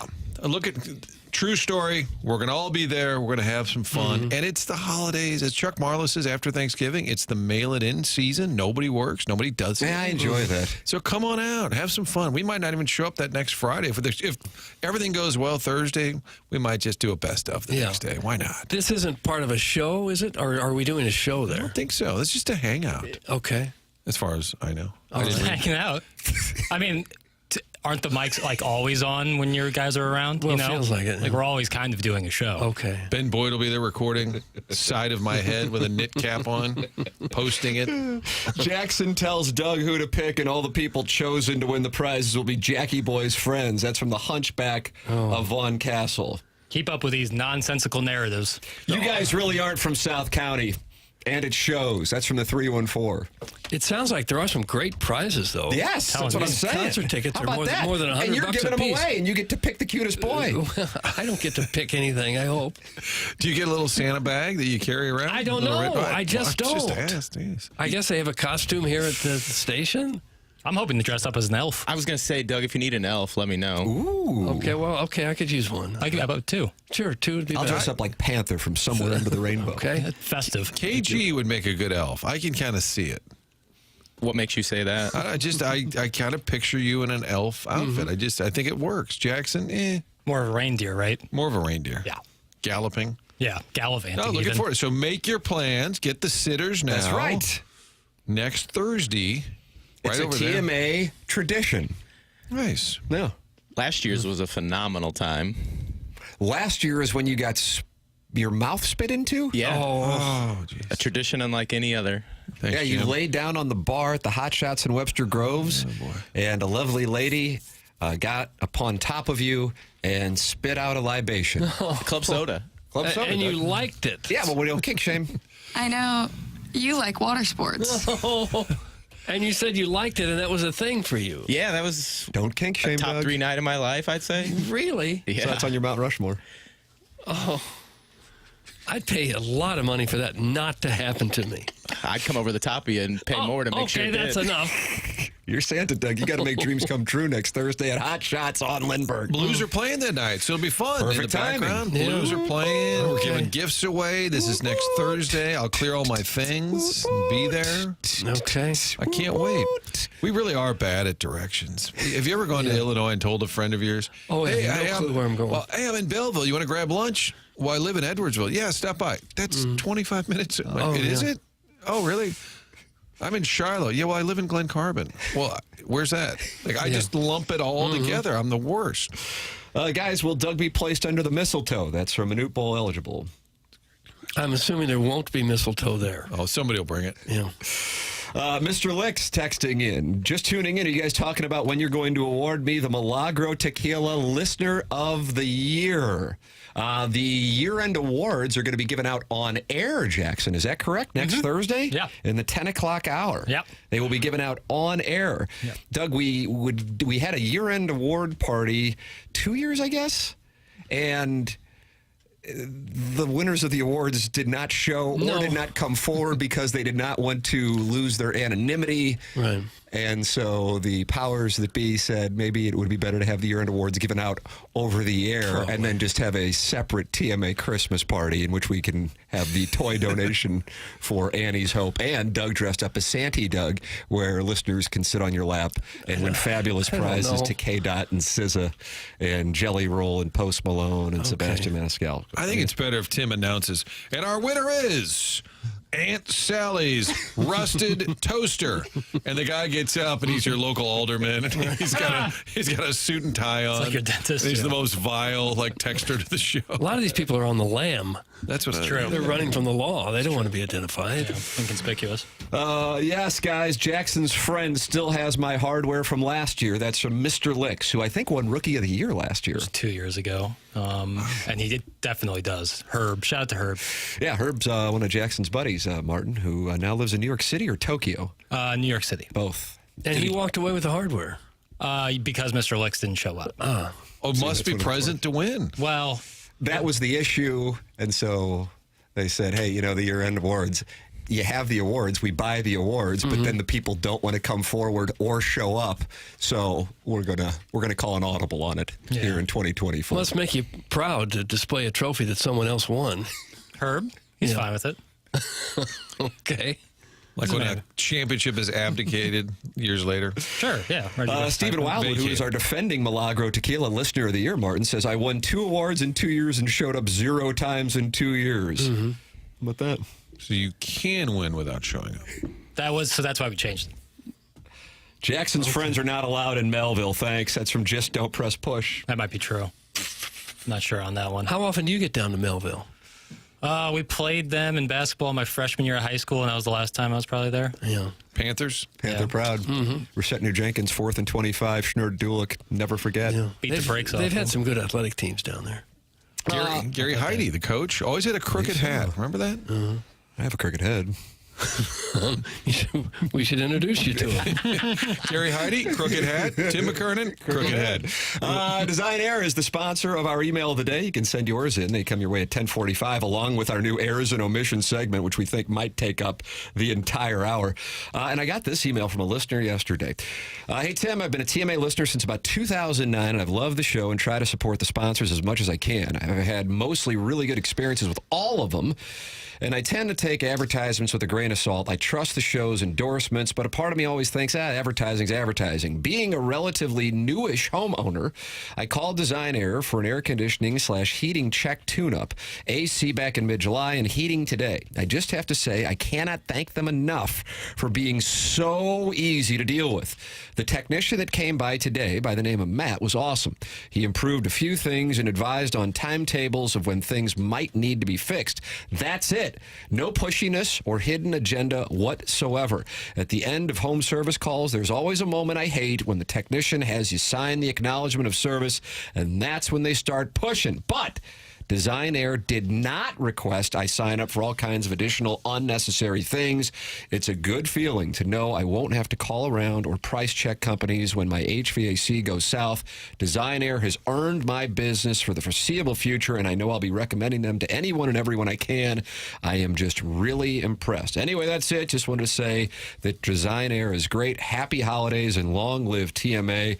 That's from listener, and I think I can give his name, Christopher Stein. Or is it pronounced Steen? I would say Stein. I think so. Stein. Yeah. That's right. Okay, there it is. Thank you for supporting the sponsors. That's the name of the game. That's why this nonsense has been on for 20 years. Design Air, the longest running sponsor on TMA and the sponsor of our email today. They are online at designairservice.com. That's Seth Goldcamp and his team. Design Air Heating and Cooling. We have Bernie Federko coming up. We got Charlie Marlo in studio in the 9 o'clock hour. We got Robert Thomas. We got the Design Air Heating and Cooling email of the day. And Doug, we've got a very unhappy football coach calling out the entire system on the other side of the break. This is TMA 101 ESPN.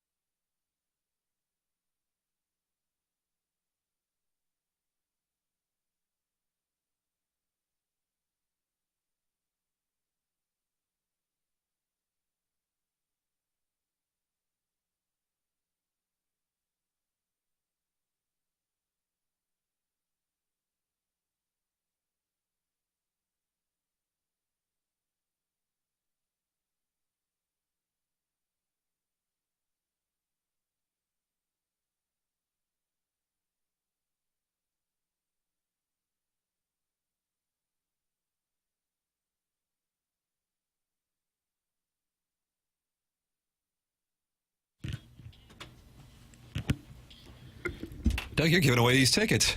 Santa Doug, next Thursday at Hot Shots, the all-new Hot Shots on Lindbergh, South County. Which one is this? Is this SZA? Yeah. St. Louis. And spelled S-Z-A. Well, how else would you spell it? Well, S-C-I-S-S-O-R-S. Scissors. Wore a Blues jersey on her most recent album cover. How about Is that? that Loves right? the note. Okay. And in a Loves video. the WTF line. Yeah, don't we all? Walker. Oh, here we go. Yeah, Here we go. Martin, this is what we call bad idea jeans. Oh, boy. Well, I figured I was only going to be in Haiti once, so why not? W is the easy one. Walker. Yeah. Torpchenko. Good. Foxa. Oh, my God. Wow. Jamie Rivers, you have been put on notice. Peter Puck, Martin, look at him. Wow. Your boy's all grown up, and he's all grown up. Love that. Getting right for the Christmas season. How about that? It's part of the alliance. I tweeted out that WTF Kerber took it and ran with it, and then Roddick Fox said he liked it. He liked it. I saw that whole progression on the Twitter tweets. Hey, coming up, Charlie Marlo is going to be in studio on the program for the 9 o'clock hour. Robert Thomas will be with us from Calgary, where the Blues take on the Flames tonight. Pregame at 7 p.m. here on 101 ESPN. And we just had a show announcement about the TMA Christmas Party and the Year-End Awards. Year-End Awards will be given out over the air this year. The TMA Christmas Party, the tradition continues as we ask you to bring a new unwrapped toy. Somebody got a gerbil that's speaking? Oh, that's your gerbil? That was my gerbil. Apologies. Was that in Rich Gould's book? There's a gerbil There's down a there. snake down there. Now, here's the story, Junior. My bad. This was a real deal with my grandma, okay? There's a gerbil in the studio. There's a snake down there. It's next Thursday at Hot Shots, all new location. I've heard wonderful things about it. And we're giving away tickets. Doug, dressed up as Santa Claus, every 10 minutes. Tickets given away to the Post Malone Jelly Roll concert, to Kendrick Lamar and SZA, Sebastian Maniscalco, and that's one of your favorite stand-ups right now. And you're giving Yeah, away he's the my ticket. favorite, yeah. Is he? Oh, he is actually He's your in favorite? town here, I think, later this month. Well, you're giving away the tickets. No, I may not give him away at all. And well, that one fell through. That one fell through. Sorry. Santa Doug pocketed. It's next Thursday from 7 to 9, and we'll give out the TMA Year-End Awards on the program from 10 to 11 on that day. Who will be the Milagro Tequila Listener of the Year? I think it's Buck Swope's time, but I only have one vote. He's probably the betting favorite, if I had to guess. Sometimes one vote will get it done. You never who's know. the main competition? JV golf coach? Or We had a couple ladies calling. Chairman Steve again? Caller Jen. Baldwin Beer Girl. I deep teased this as well. Shane Beamer, Doug, he is a banty little rooster down Is in he Columbia, really? South Carolina. Okay. Now, Lane Kiffin, they all did press conferences yesterday because yesterday was signing day. Lane Kiffin said, I'm not going to talk about it. Today is about the kids. Now, I think part of the reason is because, I don't know if you saw it, Tyler Lockhart, he is a 4-star recruit from Mississippi, prized recruit in the state of Mississippi. His brother plays at Mississippi State. Missouri just went up against him a couple weeks ago, Hail State. He was going to sign with Mississippi State an hour beforehand. Then he gets to the table to sign. They do the whole production, and then he shocks the world and reveals he is going to sign with Ole Miss. And then a handful of hours later, he decides to go back to Mississippi State. You got an additional check came in the mail? And I think he tweeted out last night around 11:55, oops, with a smiling emoji. Jackson's just shaking his head. This is the state of college sports. Also the state of college sports.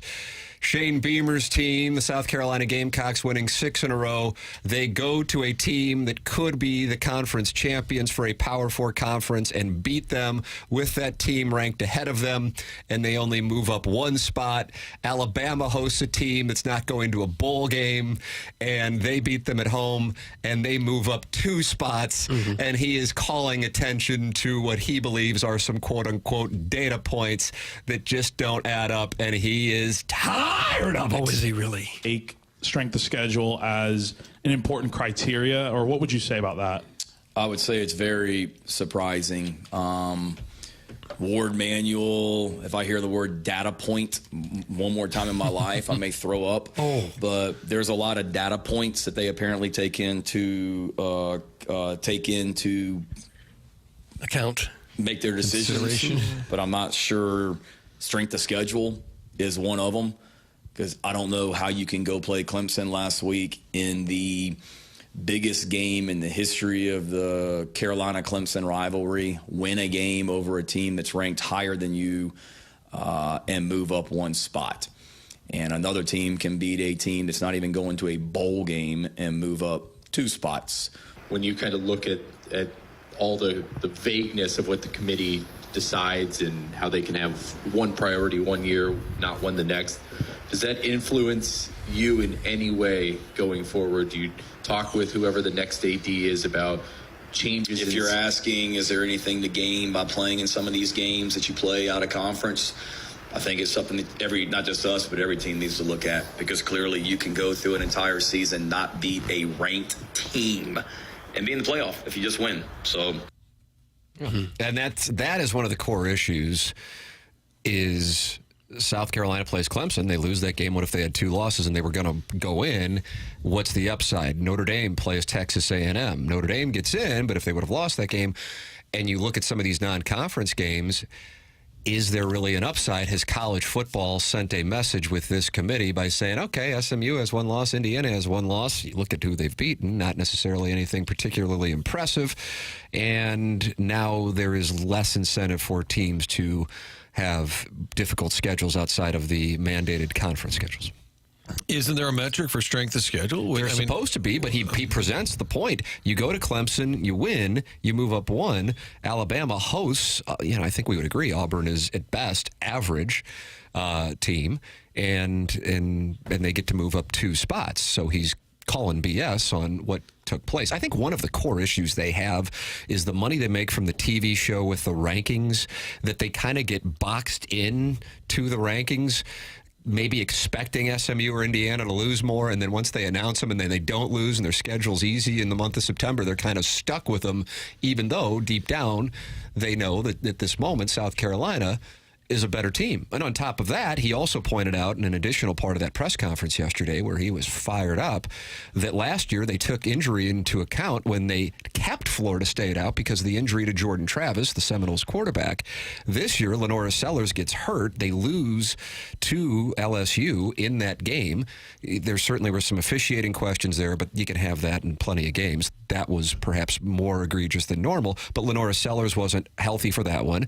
His first game back was the Ole Miss game, and they lost 27-3 then. Was he healthy for that? They're not taking that into account. They're just putting the brand in.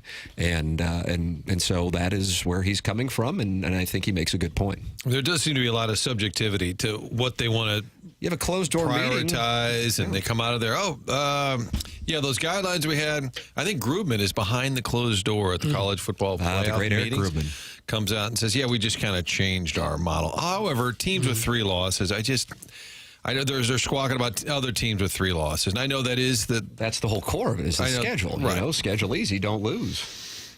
I know, but I'm less concerned about the 13th, 14th best team, but I get it. There should be clarity, and I don't understand how in 2024 with all the analytics and data that you can't have here is the exact guidelines we're following. Because then I was listening to all these different college football podcasts and watching shows yesterday, and I heard the term, and it always comes down to it.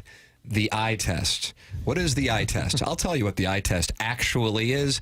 The eye test is this brand is more powerful than this brand. And we'll bring in more TV viewers. And that actually is the real meaning of the eye test. And that's what it is. So Alabama's eye test. What is it? The eye test? They lost 24-3 12 days ago to Oklahoma. A bad Oklahoma team. Yes. Like a real bad Oklahoma team. I mean, Jackson Arnold, the quarterback of that Oklahoma team, is in the transfer portal because they don't want to be part of that offense. Yeah. And they put up 24 on Alabama, and Alabama couldn't get into the end zone. Right. That's your eye test? Right. Okay. The eye test is actually Georgia, Alabama, Notre Dame. Take your pick of whatever the other brands in college football you would think of, Ohio State. Those are the beneficiaries of the eye test. It's a BS. It's so bad.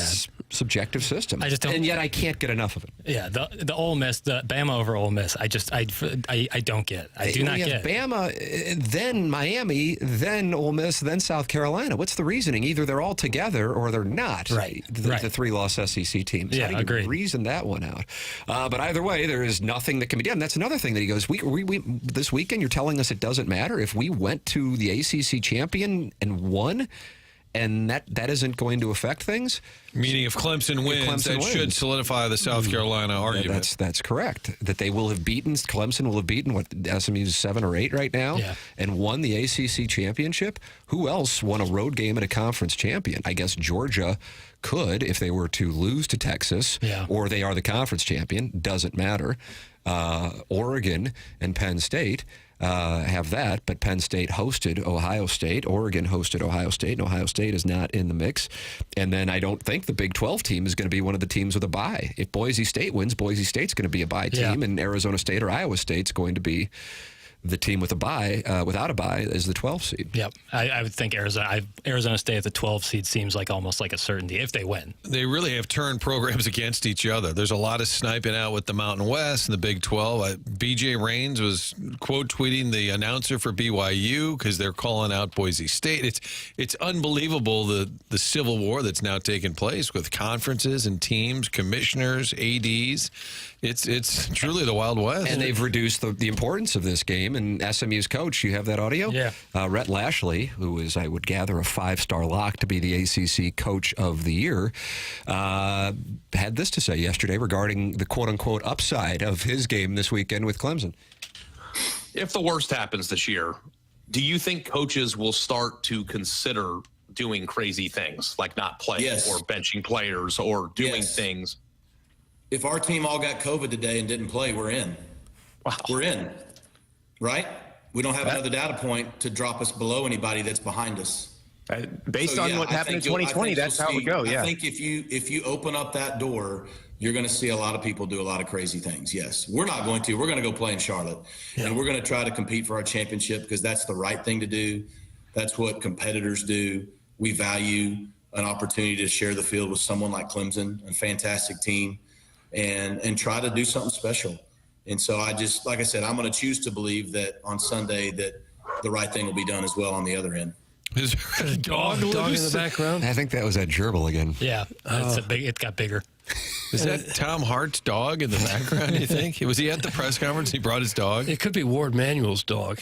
He's working on the data points. That poor soul has to go up there and he becomes like, he's either the devil to you or he's like a guy who might become the devil to you if your team is to drop out. And his point being that if they didn't have to play this weekend, they're in. Right. And he's I'm spot telling on. you, if Clemson wins, man, if you had to bet, who gets the spot, SMU or Alabama? I don't want to, I'm not saying because what the hell does it matter? Because I got lit up like a Christmas tree yesterday for making one prediction about, I'll say Bama will get in over there. Way to dig it. I like that. Yeah. I think so too. Yeah. And then what's the future look like if you can play? That's the thing. How they should set it now. They're honestly. talking in Austin about the possibility. Quinn Ewers has had a bad lower body injury. I think it's an ankle, right? Even though he was running around like crazy at A&M this past Saturday, about maybe resting Quinn Ewers for the SEC championship game because they know they're in. Yeah. And have Arch Manning play and make sure Ewers is okay. And if they have a bye, they have a bye. And if not, they're going to be hosting a playoff game as a 5 seed and get to play the 12 seed. That's what you got. That's what you've created. Yep. You got a problem. Ladies and gentlemen, the program is The Morning After. Bernie Federko joins us next here on 101 ESPN.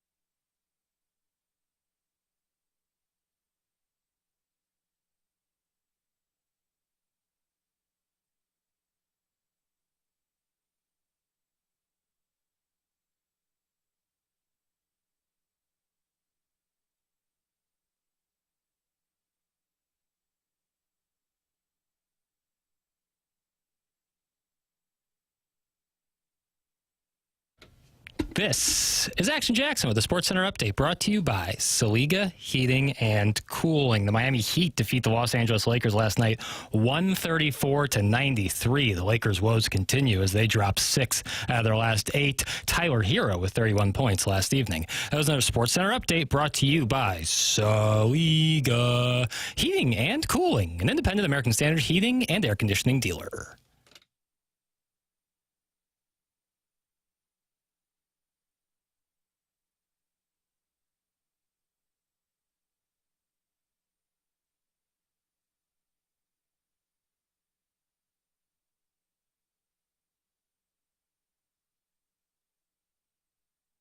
Welcome back. This is the Morning After. It's 101 ESPN and the TMA STL YouTube channel, 101 ESPN YouTube channel as well, if you prefer that neighborhood. It just depends on what neighborhood you prefer, Doug. You got 2 different channels. Yes. And you got the Schaefer Door Company 101 ESPN app and TMA STL app. And it is our pleasure to welcome to the program here on the Callier and Thompson phone lines, Bernie Federko. Morning, Bernie. We can't hardly hear you. Really? No, that's better. That's better now. Yeah. Doug, you fixed it. Yeah, nicely done. Okay. Bernie, I want to preface this with the context of I understand it's only 4 games, and I understand Winnipeg, after their incredible start, is on a bit of a slide. With that established, the way the Blues have played, really minus a couple periods against the Flyers, since Jim Montgomery's taken over, and especially against that team in Winnipeg on Tuesday night, this has really been something else. And I'm curious if you were to dial in and go into the weeds is what you've seen with the change and picking up 7 of 8 points over the last 4 games since Jim Montgomery's come in. What would you say that you've noticed has been a change for the team that's led to this success? Well, Tim, I would say it's just the energy and the excitement that they have when they're playing. I mean, I think that when we were watching them before, it seemed like they were depressed. It didn't seem that they wanted to play or they had any excitement about playing in the game, and I don't know what that reason was, but since then, that has happened. I see a new energy. I see a new, I guess, desire to compete that I wasn't seeing before. So I don't know. Yes, it is a small sample size so far. Yes, you know what? They beat the Rangers, a team that was the 4th in a row they had lost. They ended up winning, losing 5 or 6 in a row. Winnipeg the same way. But I just think it's a fun team to watch now. I mean, for a time there, it was not fun to watch. It just seemed that no one wanted to get anything going, and now I'm seeing the desire is a lot greater, and because of that, they're competing better and they're playing way better and they're winning games. Does it cause you to reevaluate, whereas we were saying, maybe they're a playoff team? Do you look at them now differently? Right at the moment, I do. This is a team that, the management believes that this team is capable of being a playoff team. So I think when you look at it that way, right now they can continue to play the style that they're playing and with the desire they're playing with. I think yes now, because I think I've said it all along is that the goaltending is so good. I mean, Hover didn't get that much work the other night, but Binnington is one of the best goaltenders in the league. And if you go back to that Philly game, they should have never won that game, but without Binnington. But he was really the difference maker in them getting that at least point against the Flyers. So with the goaltending that they have, I think that they're capable of winning any game. And if they can score some goals, I mean, thankfully they're scoring some goals. I mean, we've been seeing so many one goal games and 2 goal games. You got to get the offense going. And yes, if they can get some offense going, there is a chance that they can climb back into this playoff race. Do they have a noticeable weakness? You said get the offense going. Is that it? Is that the thing that they still need to kind of fix? I say, Doug, yes. I mean, I think that you've got to score goals in this league, and I mean, even I'm watching Nashville keep them to lose. I mean, Nashville scores 1 goal last night in Toronto. If you're not scoring goals, I mean, you got to be so good. It's almost you have to be perfect to play defensively, and I don't think anybody does that. You're going to make mistakes in a game each and every night, and the goaltender can't bail you out each and every time. But if you don't have the offense to score at least 3 goals a game, I think that and you can do that consistently, you're not going to win that many games. So yes, I think that's still a problem. I mean, obviously, no Buchnevich. I mean, Thomas was out. I don't think he's still back into really his rhythm of play yet. But this team has got to be able to score goals, and if they can get the offense going, yes, I think that would make a big difference. Bernie, I don't know if all fans have figured out what the Four Nations face-off is. It's in lieu of the All-Star game, but when Jordan Binnington, Colton Parayko get invited to play for Team Canada, as a guy who grew up in Canada, anytime Team Canada comes calling, how big a deal is it for players from that country? Oh gosh, Martin, I think that's maybe the biggest honor that you can get to get selected to play for Team Canada, and especially in this format. I mean, we're not talking about an all-star game or just a world championship at the end of the season when you pick from the teams that don't make the playoffs. This is really the ultimate goal. And it's the same way for the kids that play hockey for the United States or Sweden or Finland. When you get picked to be on the national team, basically, it's a huge honor, and certainly both Binnington and Parayko deserve it. They've played great, and the fact that Doug Armstrong believes in them too. I mean, Army's the big shot on the general manager and the president of all this operation as far as this goes, and this is not favoritism by any means.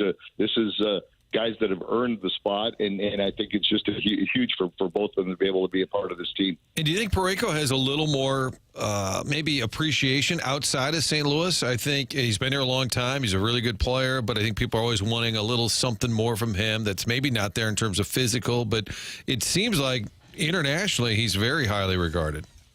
Yeah, when you see just the size, I mean, we see him on every night, and so do we see Binnington every day, and we talk about that all the time. And I think that when you go around the league, I mean, it's obvious that these teams that play against the Blues know who the players are that are hard to play against. And Parayko, yes, he's not the most physical guy, but his presence out there, the way he skates, the way he defends, the way he shoots it, I mean, he's got the qualities that really fit in, and he's such a great guy too. And he's a perfect guy to have as a teammate. And I mean, some of the guys are not going to play. I mean, you're going to have guys that are going to be there for the tournament, and they're going to get maybe limited playing time. And I think Colton is one of those guys that is going to get the chance to play, but maybe he's not going to get to play all the time, or not as much as he's used to playing here. But he's certainly not going to affect him at all. He's going to go about being just a great teammate. So I think that it is. These guys are recognized outside of St. Louis. I mean, we know how good they are here. We see them each and every night, but it's good to see that they're getting rewarded by on an international scene now because of the way the other teams, the other general managers, and the other coaches and players look towards them playing against them. Do they have enough Saskatchewan players on the roster for your liking? You know, I don't know if there's. Boy, that to me it seems like that's a big deal. I don't know. Mm-hmm. Oh, it is. You know what? Unfortunately, I never got the opportunity to play either at the World Championships. We made the playoffs every year, so I never really got a chance. The one time I got a chance to get asked was 1970. Let's see, would have been 78, 79. I ended up breaking my wrist at the end of the season and didn't get to go and be a part of Team Canada. So I never really got a chance to, and then I never did get a chance on the Canada Cups and stuff. But certainly to be able to have a Team Canada jersey or a Team USA, Team Sweden, Team Finland, Team Russia, whatever it is, that's a big deal in the hockey world. Do you miss traveling now, like this trip the Blues are on now? Do you miss Winnipeg and Calgary in December?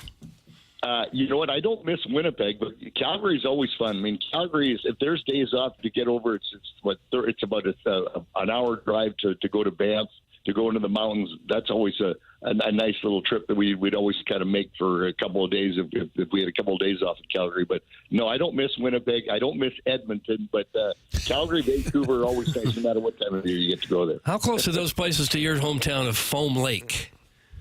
By car, Calgary is about an 8-hour drive, so it's quite a ways away. So you can, I mean, it's a day drive, but it's a hard drive too. It's still, there's no 4-lane highways up there, so it's still 2-lane.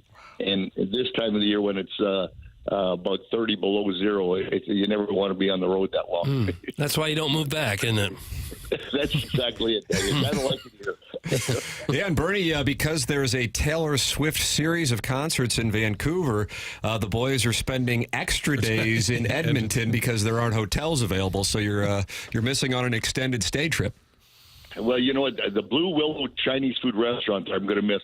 That's the best place there. I mean, it's the best. It's the best Chinese food. guys will be eating there a couple of times. Nice. And a recommendation, Doug, next How about time. that? Next time I'm up that way. I got to say, Curbs sound a little bitter that they wouldn't be in Vancouver. They'd be hanging in Edmonton a little bit longer. Yeah, I picked up a read there. Yeah, that's not a good thing because I'm sure it's there's probably a lot of snow and it's probably really cold there. Nature of the beast. Well, it's fun to watch either way. We'll get a chance to see them play the Flames and Oilers, two teams that they are currently right there with in the wild card standing, and then the Canucks as they wrap up the Western Canadian road trip. Bernie, always good to talk it over with you every Thursday here on TMA. Thanks so much for the time. Thanks, you guys. You have a great rest of the week. You too. All right, thank you, That's Bernie. the Hall of Famer, Bernie Federko, with us here on TMA, joining us on the Callier and Thompson phone lines. Doug, you have anything you want to tell us about? Well, Mark Milton comes to mind right now because I know there are people out there that might have some tax issues. I don't know, maybe you forgot to pay your taxes. Maybe you were confused by having to pay quarterly. Whatever it is, if you got unfiled tax returns or tax liens or bank levies, maybe wage garnishments bothering you, and now you're worried about the godforsaken tax man. What are you going to do? What will you do? Well, what you do is get in touch with Mark Milton. He is the STL tax lawyer. In fact, conveniently enough, that's his website, stltaxlawyer.com. Mark Milton started his legal career with the Department of Justice Tax Division in Washington, D.C., where he represented the IRS in tax cases throughout the country and received the DOJ's Outstanding Trial Attorney Award. And now he helps individuals and small businesses solve their tax problems with the IRS. And if you go to Mark Milton, you'll be saying, hey, I'm not guilty, I'm with Milty. Any kind of IRS problems at all, you contact Mark Milton at stltaxlawyer.com today. Remember, the choice of a lawyer is an important decision and should not be based solely on advertisements. Fisher Window and Door Store, 8 o'clock hour. Chuckles Marlo joining us. He's here. He is in the building, Doug. Okay, great. In the 9 o'clock hour, Robert Thomas with us. In the 10 o'clock hour, addressing his goal 9 seconds into a game right after Jackson had texted him at 6:15 in the morning that day. That is coming up in addition to the Design, Air, Heating, and Cooling email today at 10:45. This is TMA, and it's presented to you by Brown and Crouppen on 101 ESPN and the TMA STL YouTube channel.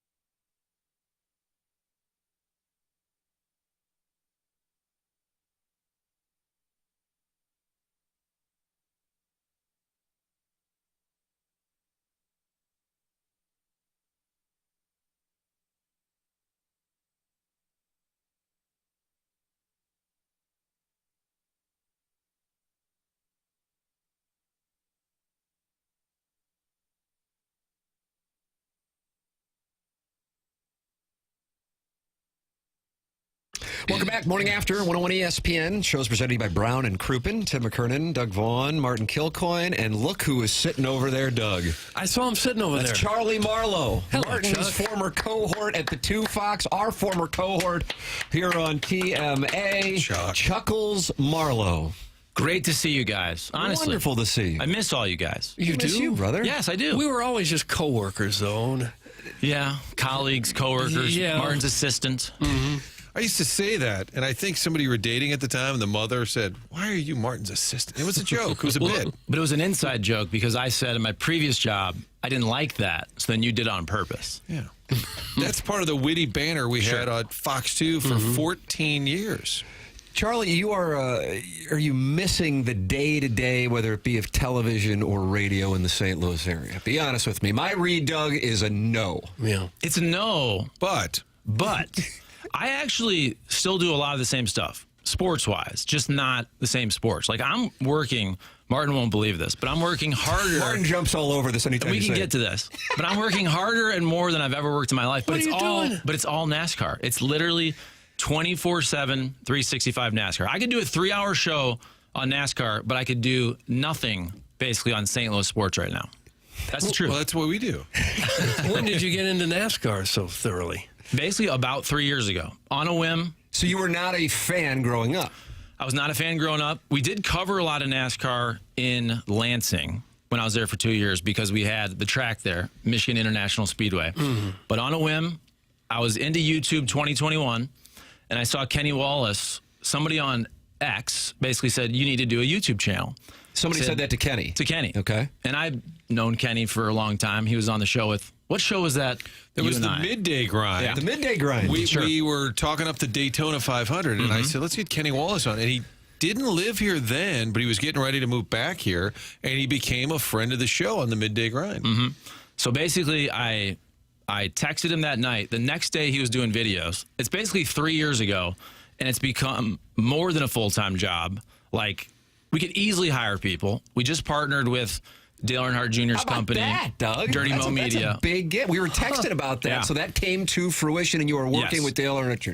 Yeah, and it's pretty cool. All local podcast. I mean, it's a national podcast, but it's Kenny Wallace and Ken Schrader, and I produce it. So 2 St. Louis guys on by far the biggest NASCAR podcast platform out there. And I'll text Charlie jokingly, "Oh, I know you're busy. What are you talking to Joey Logano's crew chief?" And he writes back, "You mean Bill Anderson?" I'm like, oh, my God. Gosh. He knows the crew chief. So are you on the show, or are you the producer? Or both? Well, for that show, I'm the producer. But for the channel, I do a lot of on-camera stuff. I host a show with Rick Mast, if you've heard of him. Doug, you know Rick Famous Mast. crew. He was a famous crew Nasty. chief. Yeah, he and I way back on the That's round a and big round name circuit. He was a Nice. driver. Oh, that's but right. so he's known for, he had the pole for the first ever Brickyard 400 back in 1994. Great guy, lives in Virginia.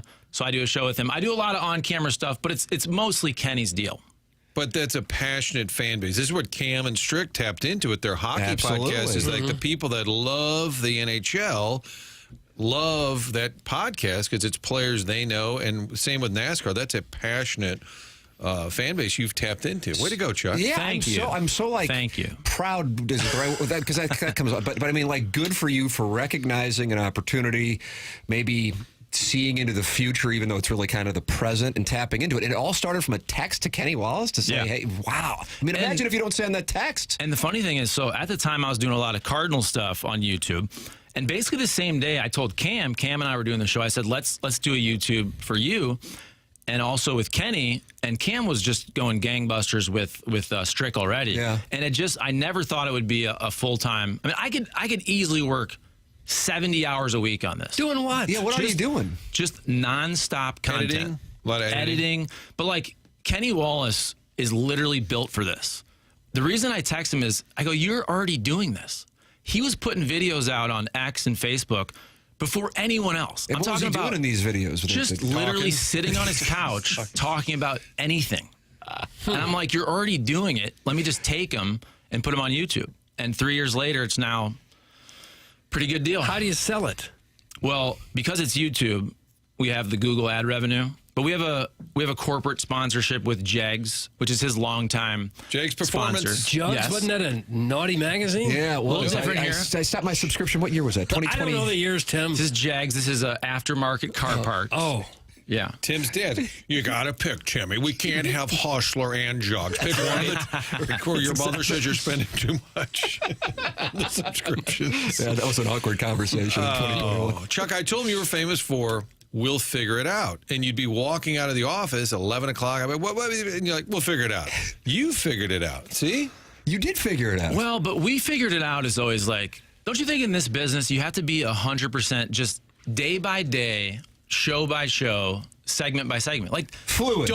Don't talk about tomorrow's problems until we get through at Fox 2 the 4, 5, 6, 7, 9, 10, The most and then the important morning show is the next one. That's what I'm saying. Doug. Right. That's what We'll Figure It Out is all about. No, but on occasions I would say, sure. do you want to cover the Mizzou game Saturday? We'll figure it out. Well, it's Friday night. I'm like, we'll figure it out. I'm like, do you want to go to spring training? We'll figure it out. No, hold on. It's in a week. These are bad examples. Well, these are made up examples. Right, but anything fun I would absolutely want to do. But do I want to go to the local high school and 45 minutes away for the high school preview?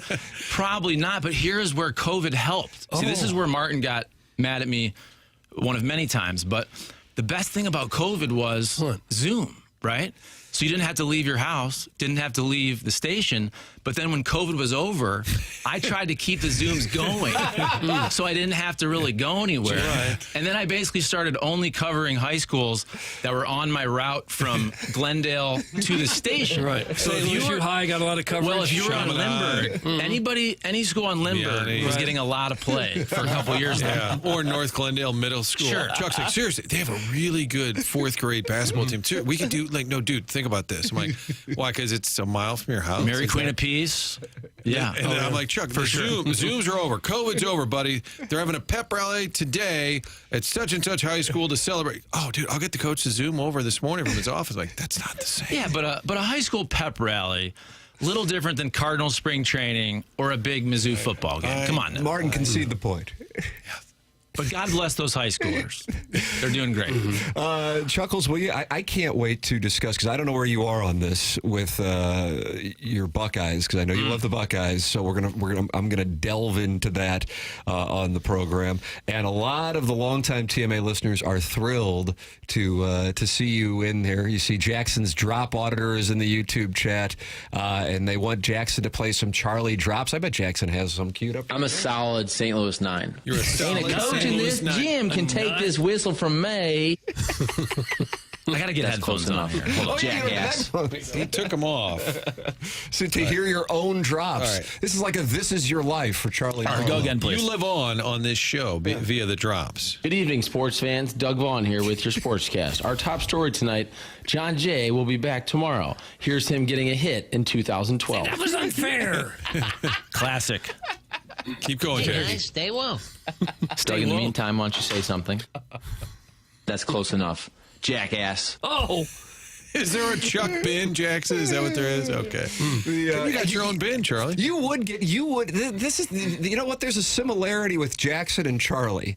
I don't know if you know it, Martin, because you're close with Chuckles, and Charlie, Martin and Jackson have an alliance on this program. Really? And maybe now I'm starting to see the similarities. And that is that Jackson, very likable, like yourself, but the texters would occasionally land a jab that would hit, and then Jackson goes into a dark place. And I think that would have at the beginning. I mean, once you'd done it for 15 years or something, you kind of becomes numb to it. And I think that's what that one was, where you called it jackass or something like that. Yeah, no, I think. Do you miss getting your ass lit up on a regular basis as part of collecting a living? It still happens on X. Oh, does it? But I think it's one of those absence makes the heart grow fonder. I think they now miss me. Is that what it is? It feels like that. That is a phenomenon that goes on with this industry. That's why I waited 18 years to do a show with Tim again. I thought if I could just time this perfectly, they'll actually want me to come back. Yeah, and you did it. 2024 after 2006. Chuckles, Marlo in studio for the 9 o'clock hour. Tim McKernan, Doug Vaughn, Martin Kilcoyne with you, along with Jackson Burkett and Chairman Kurt.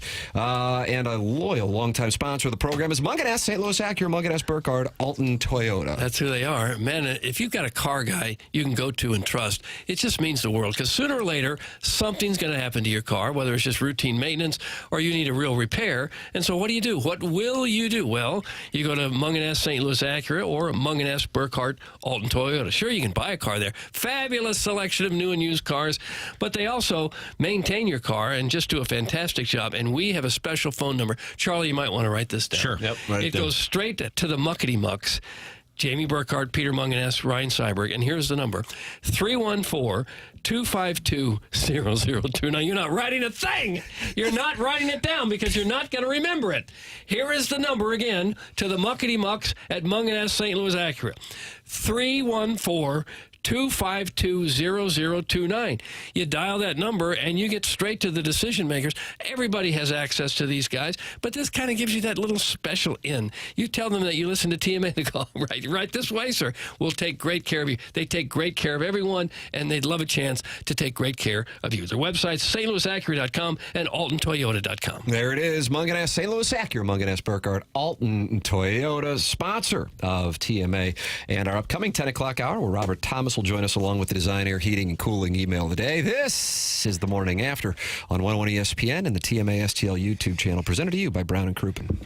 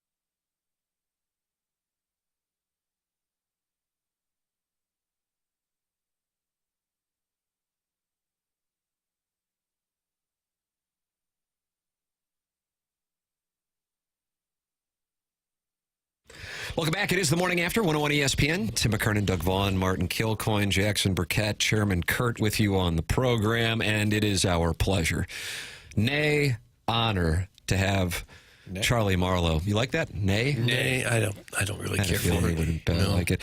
Charlie Marlo in studio with us here for the 9 o'clock hour.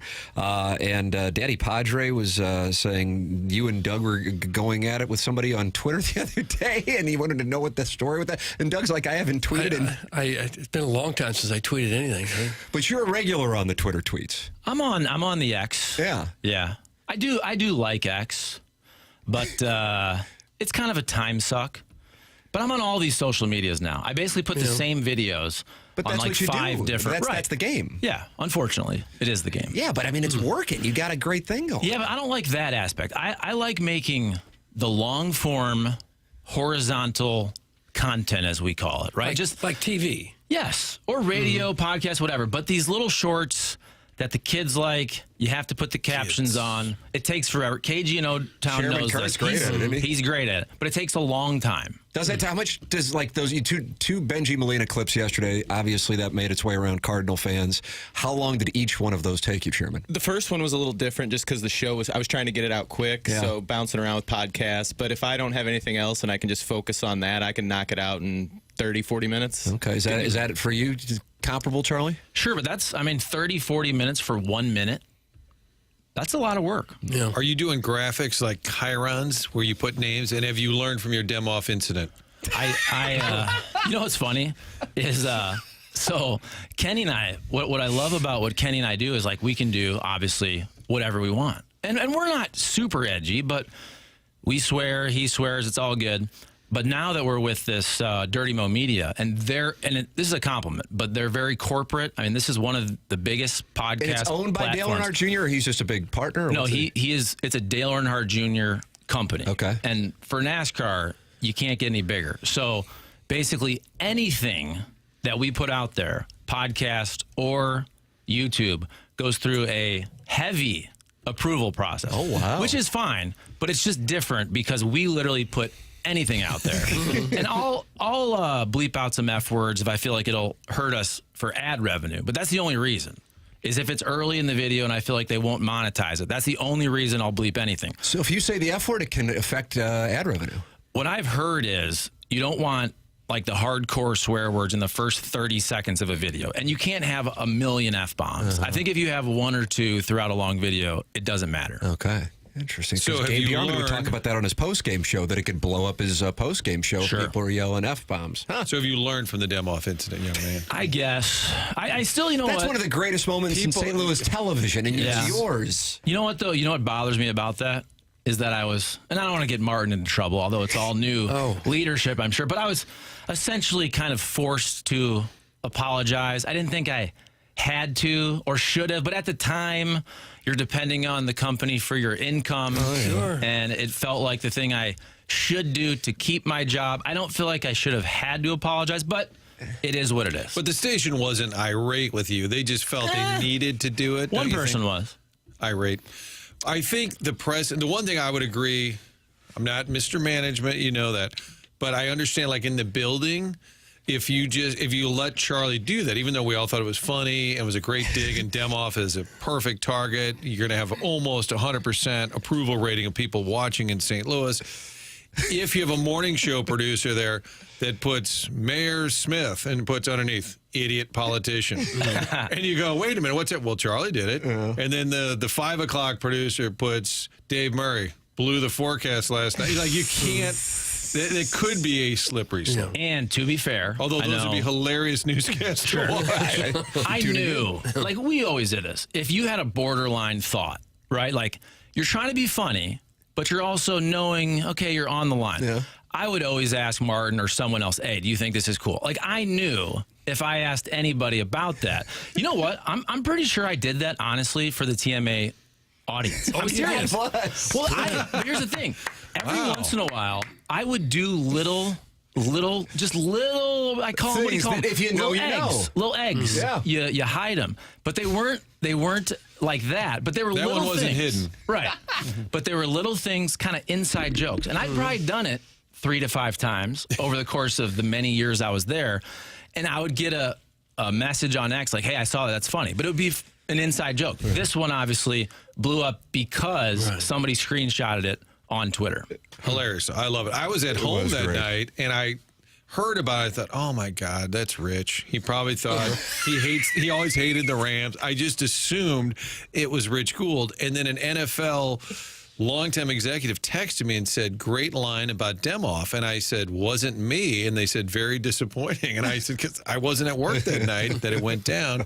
Professional liar. Chuck, you're a gem. That's what you are, buddy. Oh, thanks, buddy. You guys are all gems. A lot of talent in this studio. Now that you're a big NASCAR Jim, do you ever go over to Worldwide Technology Park and just peacock around a while like you're the cock of the walk? He does. I like to go over there. I was there for Indy. I was there for NHRA. I was there for the NASCAR races. Yeah. You know what I really like about NASCAR, too? What's that? And this is, as I get older, this is kind of why I've started to even watch or try to watch more football, is NASCAR is an easy watch. It is once a week on a Sunday. You can tune in for the start. They got stages. You tune in at the end. You know, and I know you guys are the home of the Blues and all that, and Cardinals are great. But that's a lot of work to really follow those teams. Jackson, is that why you don't watch the Blues games? I know he's a big NBA guy. Work involved? Because they have the same number of games they play, just for the record. Right, I know. Okay. But Cardinals, you got to watch about 20 hours a week. But if you like it doesn't feel like work if you like it. But still, as you get older, you got some kids maybe, you're busy, you go to sleep. Like NASCAR is once a week for about 3-4 hours, and you can just tune in about 3-4 times and then talk about it for a week and a half. Yes, that's what I like. What do you hate? The NFL/college football phenomenon. I mean, why do you hate testing? Why do I hate testing? Like during the week, they got to get the tires tested. Oh, yeah, no, Saturdays are big. Okay. Big content days. Doug, as you know, all the driver media availabilities are on Saturday for qualifying and all that. I used to live over there in the pits. Sure, absolutely. Producer Dave would always put NASCAR qualifying on the Friday night show. And Charlie, you used to complain back, and then now you would want it in there. Oh, now we monetize that, baby, for sure. It's a big thing. Has it been easy to learn it? You know what? I feel like in year 3, so first year, I'm trying to think. So December 2021, we start. I would say that whole year, so 2022, I probably didn't feel real comfortable doing a show. But now the last couple years, I feel like, especially for the Cup guys, the Sunday guys, I have a pretty good idea of what's going on. But I'm not going to pretend like I know tire treatments and all that. But in terms of like the storylines, which are great, because there's fights, there's rivalries, there's wrecks. I mean, I'm sitting there. All I want on a Sunday, all I want is fights, wrecks, and controversy. The worst thing is like when William Byron just boringly wins a race. I'm like, you can't make any money on that. I want fighting. I want storylines. You know, Bubba Wallace gets involved, and people get mad for different reasons, and that's what I want. Are there some good cliches that you've learned, like rubbing is racing? Sure, absolutely. Jackson, can I first or last? Jackson posed a question the other day about fighting in sports. Where do the NASCAR fights rank in terms of the sports skirmishes? So this year you probably saw Ricky Stenhouse Jr., Kyle Busch. That was pretty good. Well, that's one that I missed. Okay, I mean, that was a big fight. That was a big one. Ricky Stenhouse Jr.'s dad gets involved. The dad came out of the stands or out of the... No, they're waiting. They're waiting at the hauler back there. You had a dude. You had a pit crew. I know the lingo. You had the pit crew dude literally clearing folks, like throwing dudes off the hauler. Then a couple years ago, you had a good punch, Ross Chastain versus Noah Gragson. There's some pretty good fights. Pretty good. Good scraps, Doug. Okay. Especially over by the hauler, Doug. Yeah, that's where it all goes. What do you want me to call them? I mean, I know the lingo. I'm sorry. Okay. The trucks. Can't you just say the trucks? Okay, but it's that people might think Craftsman Truck Series, right? All right, enough. We've had enough. We're being talked down to. All right, enough. Let's move on to Ohio State. And I was debating on the air whether you would be anti-Ryan Day, and somebody actually texted in the show and said Chuck called for his head on X the other day. Well, I did 2 years ago, though. 2 years ago. You won it about 2 years ago. I understand. Look, 2 years ago was the game that made no sense versus Michigan. But then, I'm being fair, they freaking had Georgia beat, right? If they kick a field goal, yes, that's or true. if Marvin Harrison Jr. doesn't get knocked out at the end of the game. That's true. They beat Georgia, and they win the national championship because that was the year Georgia beat, TCU 65-7 or something like that. So that's correct. I'm trying to be fair, but if you watch Ohio State, just versus Michigan, it's weird. They're in his kitchen. Like that game plan on offense didn't make any sense. Because he wanted to run the football to prove a point, even though their talent to move the football is going to be mostly through the air. Is that a fair, casual Ohio State observation? I truly believe that the comments from Harbaugh, the born on third base, thinking you hit a triple, but more so the Lou Holtz, if you remember. Lou Holtz, yes, absolutely. Lou Holtz said something like, you're not a tough team, you're soft. I honestly think that personally offended Ryan Day. Like, that team has a bunch of NFL wide receivers. Right. And Michigan was without their top corner. Michigan's strength, D-line. Ohio State, O-line, banged up. And even some of the coaches afterwards for Michigan were like, what were they doing? Exactly. They literally, I mean, these are coaches essentially quoted saying, I can't believe they played into our strength the entire game. Michigan probably went in thinking, hope we can keep this close. Sure. Can't score, and yet they held them scoreless in the second half. So do you think he will be whacked? I don't know. I would think, look, they could still win the national championship. Plus so obviously, 450, they are the fourth most likely team in Las Vegas to win the national championship at this moment. I don't know the answer to that. I just feel like there's something going on there versus Michigan. And I understand people say he's 66-10, but all those games he wins were the same games that Tressel won, same games that Urban Meyer won, and he essentially loses all of the games that those guys won. I think Urban was 7-0 versus Michigan. I think Tressel was maybe 9-1. It's the old John Cooper thing. That's what it feels like. And as a 42-year-old man who grew up as an Ohio State fan during the John Cooper era, they were 10-1, 11-0 every year. And I feel like Michigan was about 8-3 every year. And Michigan won that game dang near every single year. And that's what it's starting to feel like. But this year's different because Michigan was really good the last 3 years. Right. This was supposed to be the easy win. 20.5 point at home. favors. Come on now. Come on now, Doug. And then they had the flag planted. Now, if another NASCAR podcast, if a NASCAR podcast that's a rival were to come into your studio and plant their checkered flag, how would you react to that? Well, I'd be happy because, again, any controversy, you got to monetize. You know like the this. fights. Yeah. Chucky clicks. Anything interesting. Just give me something interesting, Doug. Something different. Yes, and are we really going to clutch pearls over flag planting? Now, I will say this. I think Gus Johnson, who I love, he probably needs some vision correction. But at the end of the game, he's just going nuts with the embarrassment and all that. Now, as I'm watching that, I'm like, come on, guys. It's flag planting and little fights. That's Ohio State, Michigan all the time. I will say the pepper spray. Now, was that warranted? I don't know. They were in tears over there on the side. I mean, they're spraying reporters.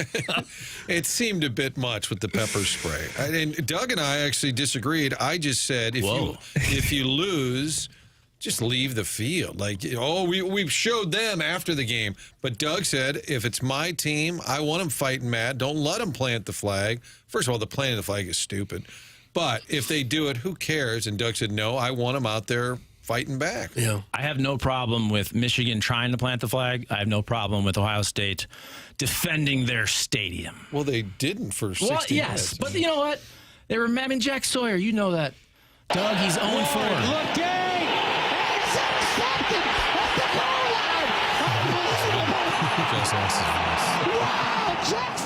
Gusgasm. Did you see though early? And I'm never the guy that rips on broadcasters because you told him to get glasses or something. Okay, but I understand. Are you drinking and watching? No, I don't even drink that much anymore. Honestly, I really know don't. Who you are? I know it stinks. But early on in the game, you used to have a problem with the bottle? No, but I mean, Saturdays. I got here. A little scotch? No, mostly beer. A lot of beer on Saturday. Well, Thursdays, Fridays, Crystal Saturdays. meth? Did you? None of that. Beak there? None of that. But I got here. I was a 25-year-old single guy. Yeah, bachelor. Yeah, but no. Gus, if you remember early on, he thought the line of scrimmage was the first down line. Early on. which, Doug, that can't happen. No, and that can't happen. You kidding me? He was like, it's going to be close, but it was the line of scrimmage. And again, I don't bear claws 2 at a time. I don't like to criticize broadcasters because God knows everybody could criticize me for a lot of things over the years. I don't know. This show is pretty flawless, I feel like. Sure. I feel like Chuck's first foray into TMA, we were at 1380. That's correct. And you were saying you wouldn't mind seeing the Cubs win the World Series, and people were all ticked off at you then. Well, I still stand by that. You were there when they But I'm won. not a St. Louis then, and that was a great story. And I got to cover it. Remember, Martin tried to bring me back from the World Series. I was like, no, I think I'll keep going. I was staying with my buddies in Chicago. Oh, I was really? staying with my brother in Cleveland. Not costing the station anything. Well, that was the thing. I'm like, dude, I'm driving. I'm staying with my friends, having a great time. Yeah. He's like, come back after game 2. I was like, why don't I just stay for all 7? And then we could promo exclusive coverage. Fox 2's there as the World Series plays out. He's staying at his buddy's couch. Okay, but can't we all now, like, you guys you're honest people. The Cubs winning the World Series in the same way the Red Sox winning the World Series. It's cool for sports. I understand St. Louis fans Right, in may not love 2004, it wasn't thought of that way because it was the Cardinals. I get that. Yeah, I agree. That I was captivated by it. It's the last World Series, Charlie, that I was looking forward to going into the World Series, with the exception of this year, and then this year wound up being a bust, whereas that one was a 7-game classic, and you were there for it, so God bless. Charlie, one of the things that we got here that we didn't have at our past establishments is commercial breaks. I've noticed. Yeah, and so we've got a break, but you may have missed the recovering alcoholic from Belleville and Webster Groves. You know him well. Oh, I do. And he says he loves NASCAR. Matt Kenseth. He says, number 1, I want to sponsor a NASCAR segment and offer my wife to Matt Kenseth. So that's correct. He nice loves read. Matt Kenseth. And then secondly, my buddy Screech banged out a fat in a porta potty outside of Turn 2 in Talladega. Okay. So it times out nicely because I have an Illinois Recovery Center spot right here. Transform your story at Illinois Recovery Center. Illinois Recovery Center, the team believes in the strength of every individual's journey to recovery. Whether you're taking the first step or continuing your path, the IRC's dedicated team is here to support you.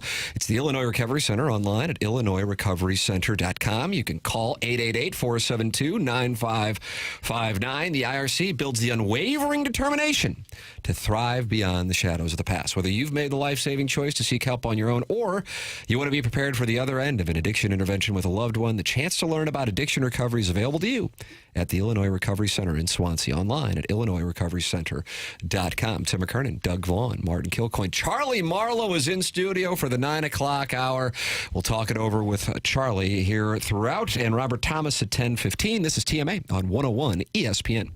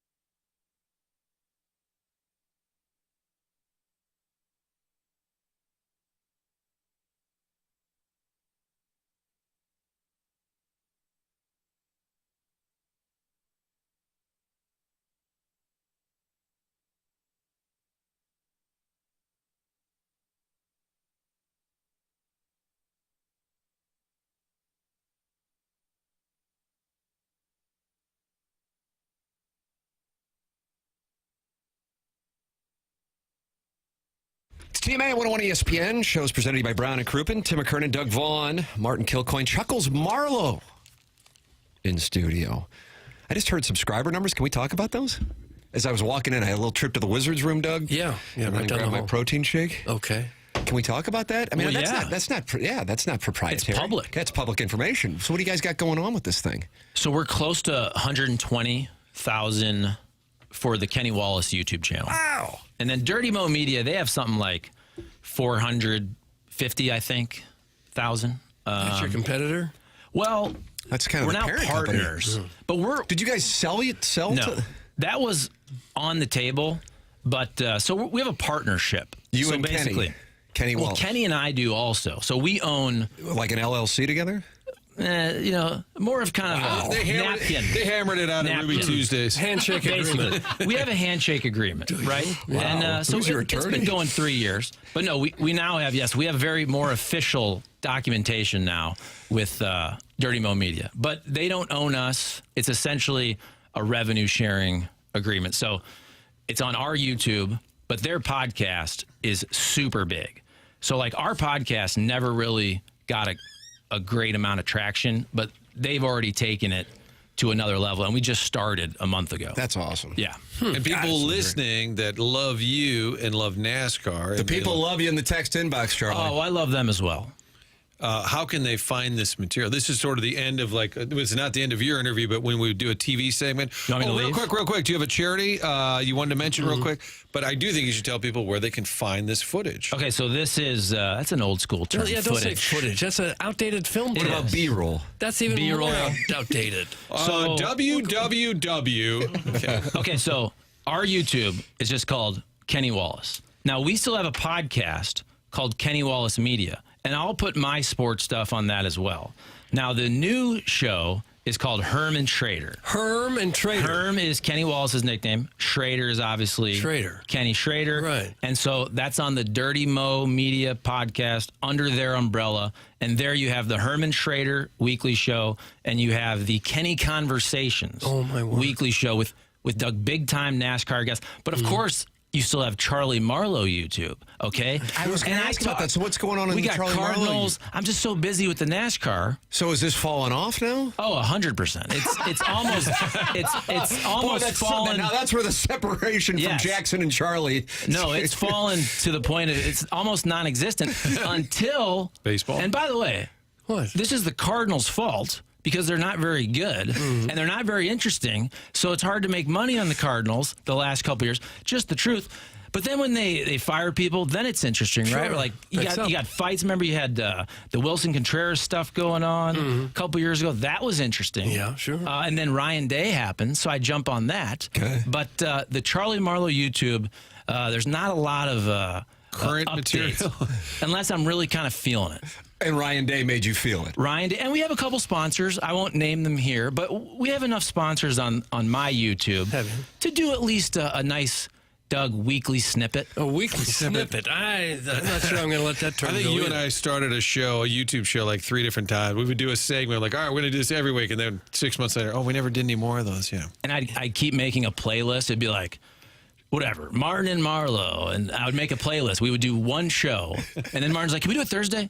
11. Hey, can we do it noon? Hey, can we do it tomorrow? A lot of things. And then so like we do have, I think we have over the course of 3 or 4 years, we've started a podcast 4 times, but only done 1 episode each time. Anytime you have to do something once a week, the weeks just fly by, and you go, we got to do another one now? We just did the last one. But that's why I like the ability to do it whenever I want. Because you can bank them. Sure. Right. But also, there's a week you want to do 7 shows. Yeah. But there's a week you want to do 0 shows, Doug.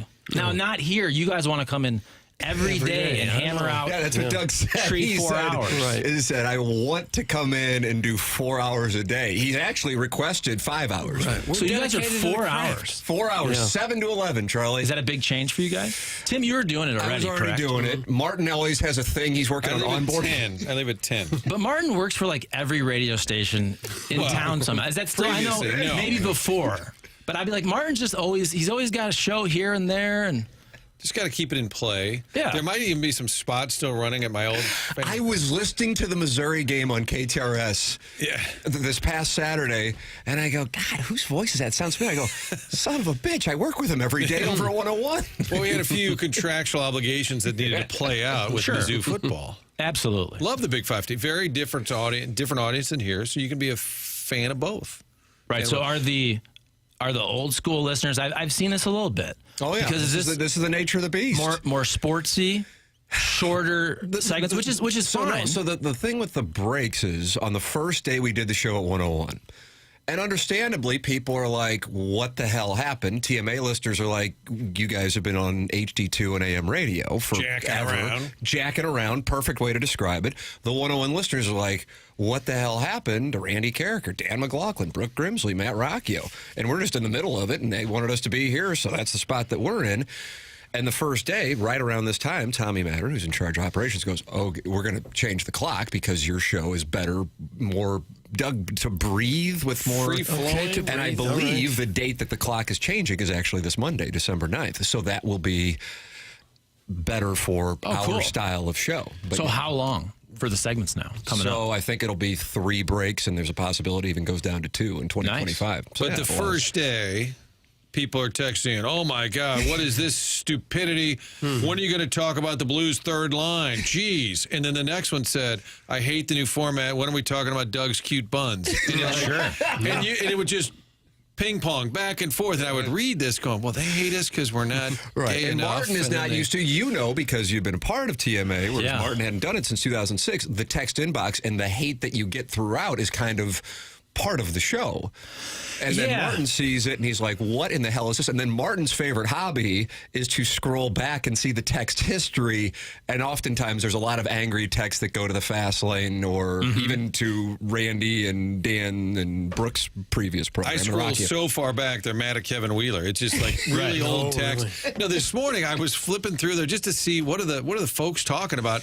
And it was a picture of a giant turd. And I thought, who sends that in? But that's why. So our guy, the recovering alcoholic. Absolutely. So he called me Charlie No Text. And the reason was, now, look, you know this. When you're in radio, TV, if you go on a message board, there's always people going to hate on you, right? That really doesn't that is our currency. bother me. I mean, every once in a while, one may get personal, but it was more the times that I would fill in, and you'd go to the text line, which, by the way, the text line is great for content, but this was during the era where it was the naked Mark McGuire. that era is still underway. It was Mark McGuire to see it. with, I think, a Cardinals jersey, totally naked from the waist down, and I was tired. You always say pretty well hung, right? I never said that. I never did. It was pretty solid, but still, I was tired of looking at it, Doug. I was tired of. Well, I wasn't sending it 7 to 8 times per show. I was just tired of it. So you became Charlie No Text because you just got burnt out on the old text line. I mean, for a while, by the way, the textures can be really funny, but when it was just the pictures and the photoshops and Doug in different dress, with clothes without and all the photoshops. I'm trying to do a radio show, Doug. Right. Yeah. They would try to throw us off our text game. guy voice. Yeah. Let's go, Jackson. Give us a little. Let's go. Best of Chuck. How about Brewers? I'm not necessarily a big St. Louis fan, like Cardinals fan. That's true. I'll tell you what, I'm excited for this Brewers series. Yeah? What else we got? Well, that's about Doug was never going to leave his wife for me, so I figure I might as well marry a woman. Yeah? God, remember that one. Yeah. Context. Yeah. Is it embarrassing, though, like when the hot girls, like massaging your scalp and like you have all the dandruff everywhere? Was that to a guest you were asking? On the line? That was the Not great delivery either.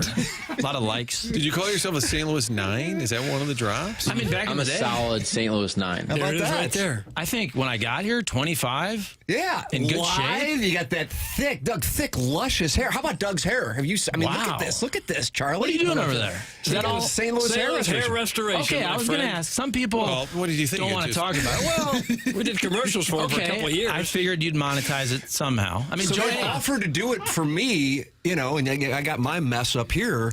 But I'm kind of like, this is how I've looked for 2 decades. I don't know if I want to mess. Not to say it's good, but I mean, I'm 48, wife, 2 kids. What am I doing? I'm not going to Napoli to see what the word is. Yeah. Can we talk about this, though? Because didn't Bill DeWitt III, right? It looks like he has had a procedure, and I got to tell you, I think it looks great. That's what I'm saying. Yeah. And not to get back to NASCAR, but your champion. You're going to Bill DeWitt. Hold on. One guy grooming us on NBA and another guy grooming us on NASCAR, Martin. Your champion, Joey Logano, last couple years, your champion, got a full-on whatever company he uses, and they worked it into sponsorship. And he looks way better. And Bill so DeWitt did he III. have like what I got going on, or was he just kind of thinning? Like Doug always had a full head of hair in the back. It was just receding in the front. You know, he was wearing a hat a lot, and now he's not because he's got a nice head of hair. I think Graham Benzinger asked him about that. Oh, is that right? I think really? Logano on Graham's show talked about the hair. Maybe he was weaving in some Yola. But I think Bill DeWitt, it looks good. And it does look good. It's obvious he had something done, and I think he wouldn't lie to your face, but he probably thought I'd got tired of looking this way. I changed it up, and it looks pretty good. Yeah, that wasn't a shot. It looks good. But No, I know sometimes, it 100% but does. some people don't want to talk about stuff like that. I get it. I mean, What was there's no the way if I question? got it, I couldn't like deny it. My God, I've had a cue ball for 20 years. Like Nick Wright. You know, Nick Wright That all of is a sudden. such a great And I don't even watch observation. those shows, but it pops up in it our was just studio. like, yeah, why not acknowledge it? Well, he like, went who from a guy cares? who was balding to then have this like surfer hair, like Fabio hair, with no mention. And then somebody called him on it, and he did not. And like, there's not a call. Like at this point, people get crap done all the time, especially if you're in front of cameras. And I just don't know why he wouldn't just go, yeah, whatever I do. You want to talk about it? It's fine. Here's what it looks like. I would recommend it. Like Doug did it, and he goes, it didn't hurt. It was easy, and look at how good the damn thing looks. You could follow the progress on our YouTube thing. I'll maybe check that out. But you look hot. Dirty Mo Media would be interested in that? Maybe. So if you talk were to Dale, do you talk to Dale? I have a couple times, like over Zoom. We had, we interviewed him last year also. And look, Dale's a huge part of the company. Obviously, owns the company. Mike Davis is the guy who kind of runs it. Mikey D. Mike Davis, yes. If you were a St. Louis 9 when you arrived, what are you now? I think I still am, to be honest with you. What do you think? You think you're a 9? Is that because St. Louis's regression? Pretty much. I think I've stayed the same, and St. Louis has come back a little What bit. is Jackson doing? He's playing at Dan Orlovsky. Okay, no, it's switching. He's switching us to FS1. He's trying to get us some Nick Wright. Oh, so I it's see. relevant to the topic, but he can't talk because he doesn't have a mic, so he's pointing to FS1. No, this is. Orlovsky's on 2 different shows at the same time. Oh, okay. That's the dream, Charlie. Rich Gould on Twitter told Orlovsky to piss up a rope. I like that. Because he went after Nick Sirianni, who is Gould's buddy. I love this children's book, too, from Rich Gould. There's a snake down there, Charlie. I've read it to my kids. That's awesome. So Janie May is going to be 7 in January, and Charlie Jr. is how old? Well, he's not a junior, but he is Charlie. Oh, he's got the different middle name thing. He does. That's what I got going. We don't have to get into this, but I didn't want to name him Charlie. My wife didn't like my choice, which was Max.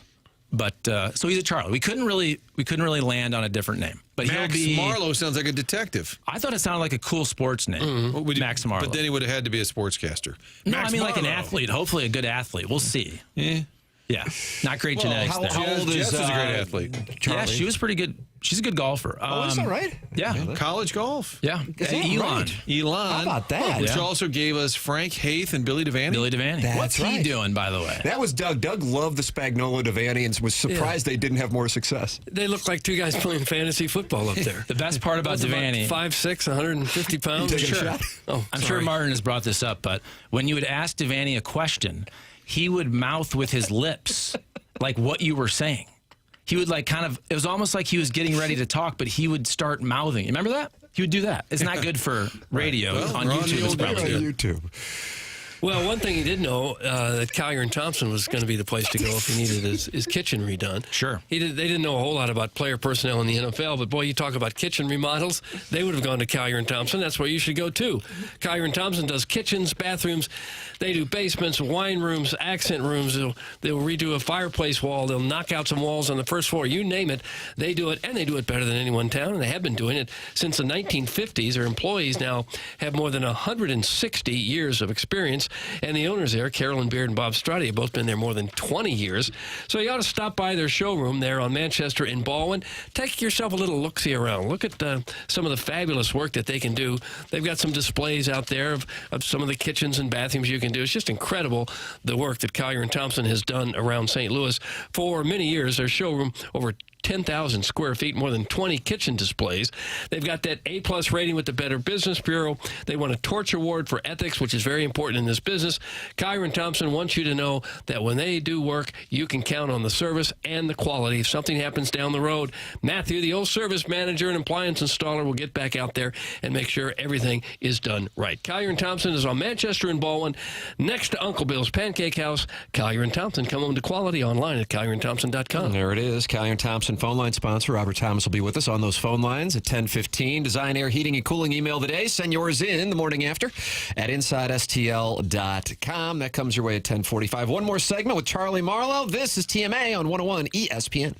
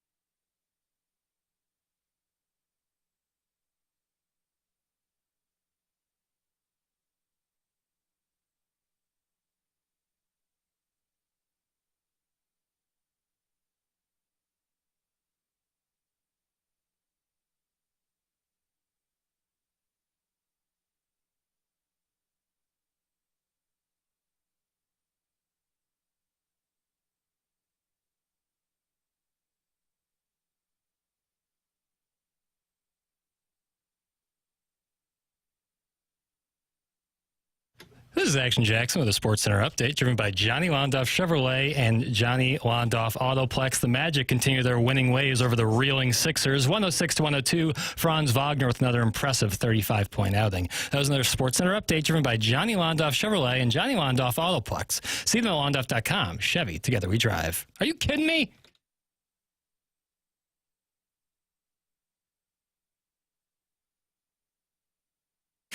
Doug, you got your Orlando Magic update there. Yeah, needed that desperately.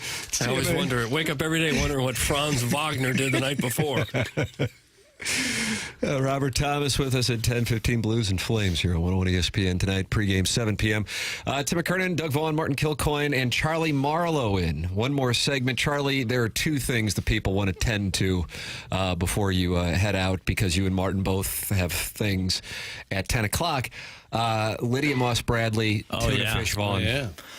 So what, they want the stories or what? They just want updates on, they missed the Tuna Fish Vaughn era. I did too. I had one tuna fish sandwich. I had one of them. It was and twice. I was accused of eating it every meal. So tuna fish started because Doug, I think it was, to be fair, it was twice. Doug went to, maybe it was Subway, wherever. So one day he goes, hey, I get a tuna fish sandwich. Not a big deal. Got a couple comments probably, hey, tuna fish sucks, whatever. But then within the next couple days or a week later, Doug went to another sandwich shop and happened to get tuna again. And I was spotted there by a listener. Yes, this was too much. Once you get tuna twice in a row, he became Tuna Fish Vaughn. I believe you're still in my phone as Tuna Fish Vaughn. And now, do people still call him that? Because that had a lot of legs, though. That went for a couple years, I feel like. It did? Tuna Fish with the stories from the emails from Cucky, you remember? Yes, Cucky the Dwarf. Yeah. He's active, he's active in the YouTube chat. Okay. I don't know if he's in there today, but yeah, Cucky the Dwarf, he's in there. And then Lydia Moss Bradley, what, killed her family? So Lydia Moss Bradley, allegedly. Now, I will say this. At my... you went to Bradley University. I did. She is the namesake of the university? She is. Okay. Lydia Moss Bradley, I want to say mid-1800s, maybe founded it. I think maybe 1892. And her children tragically died, and you accused her of murdering every one of them. I just brought up the facts for you to then decide. Now, by the way, at the orientation, my mom, who she's retired now, but she's a nurse, and she was reading the story of Lydia Moss Bradley, and all 6 of her kids died and a husband. Now, this isn't the 1500s. It's not the 1600s. I understand it's not 2024, but you had a little more modern medicine in the 60s, 70s. She just thought, so I'm going to blame my mom here. She wondered, I mean, that's 6 kids, all of them, and the husband. They were rich. Yeah. Rich. Super rich. Yeah. So, Doug, I throw it out there, and of course, the text line ran with it, and I can't control these hoodlums. Can you clip that off, Jackson? Absolutely. Yeah, we need some new drops. Nowadays, you walk into a hospital, if your kid's got a broken arm, they think the parents have abused the kids. Back then, she lost 6 kids and a husband, and everyone was okay with it. And then I was wondering, you founded a university. Was some of that kind of...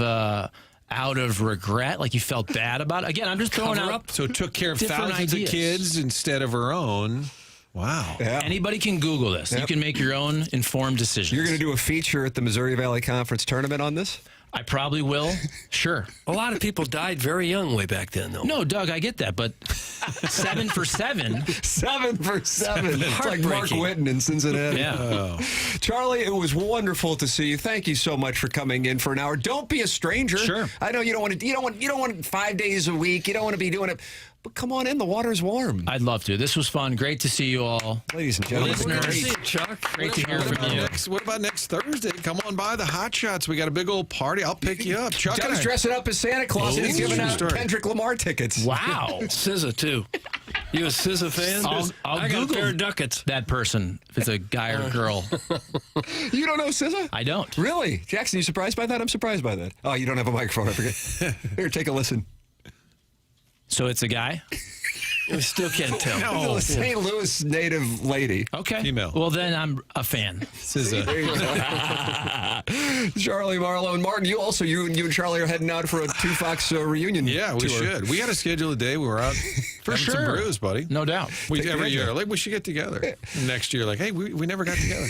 We'll do it. Chuckles, great to see you, brother. You too, guys. 10 o'clock hour coming up, brought to you by Munganess, St. Louis Acura, Munganess, Burkett, Alton Toyota, Tim McKernan, Doug Vaughn. Martin's heading out for more onboarding. Charlie's heading out for the Fox 2 reunion tour. Jackson Burkett and Chairman Kurt sticking around. This is TMA on 101 ESPN and the TMA STL YouTube channel.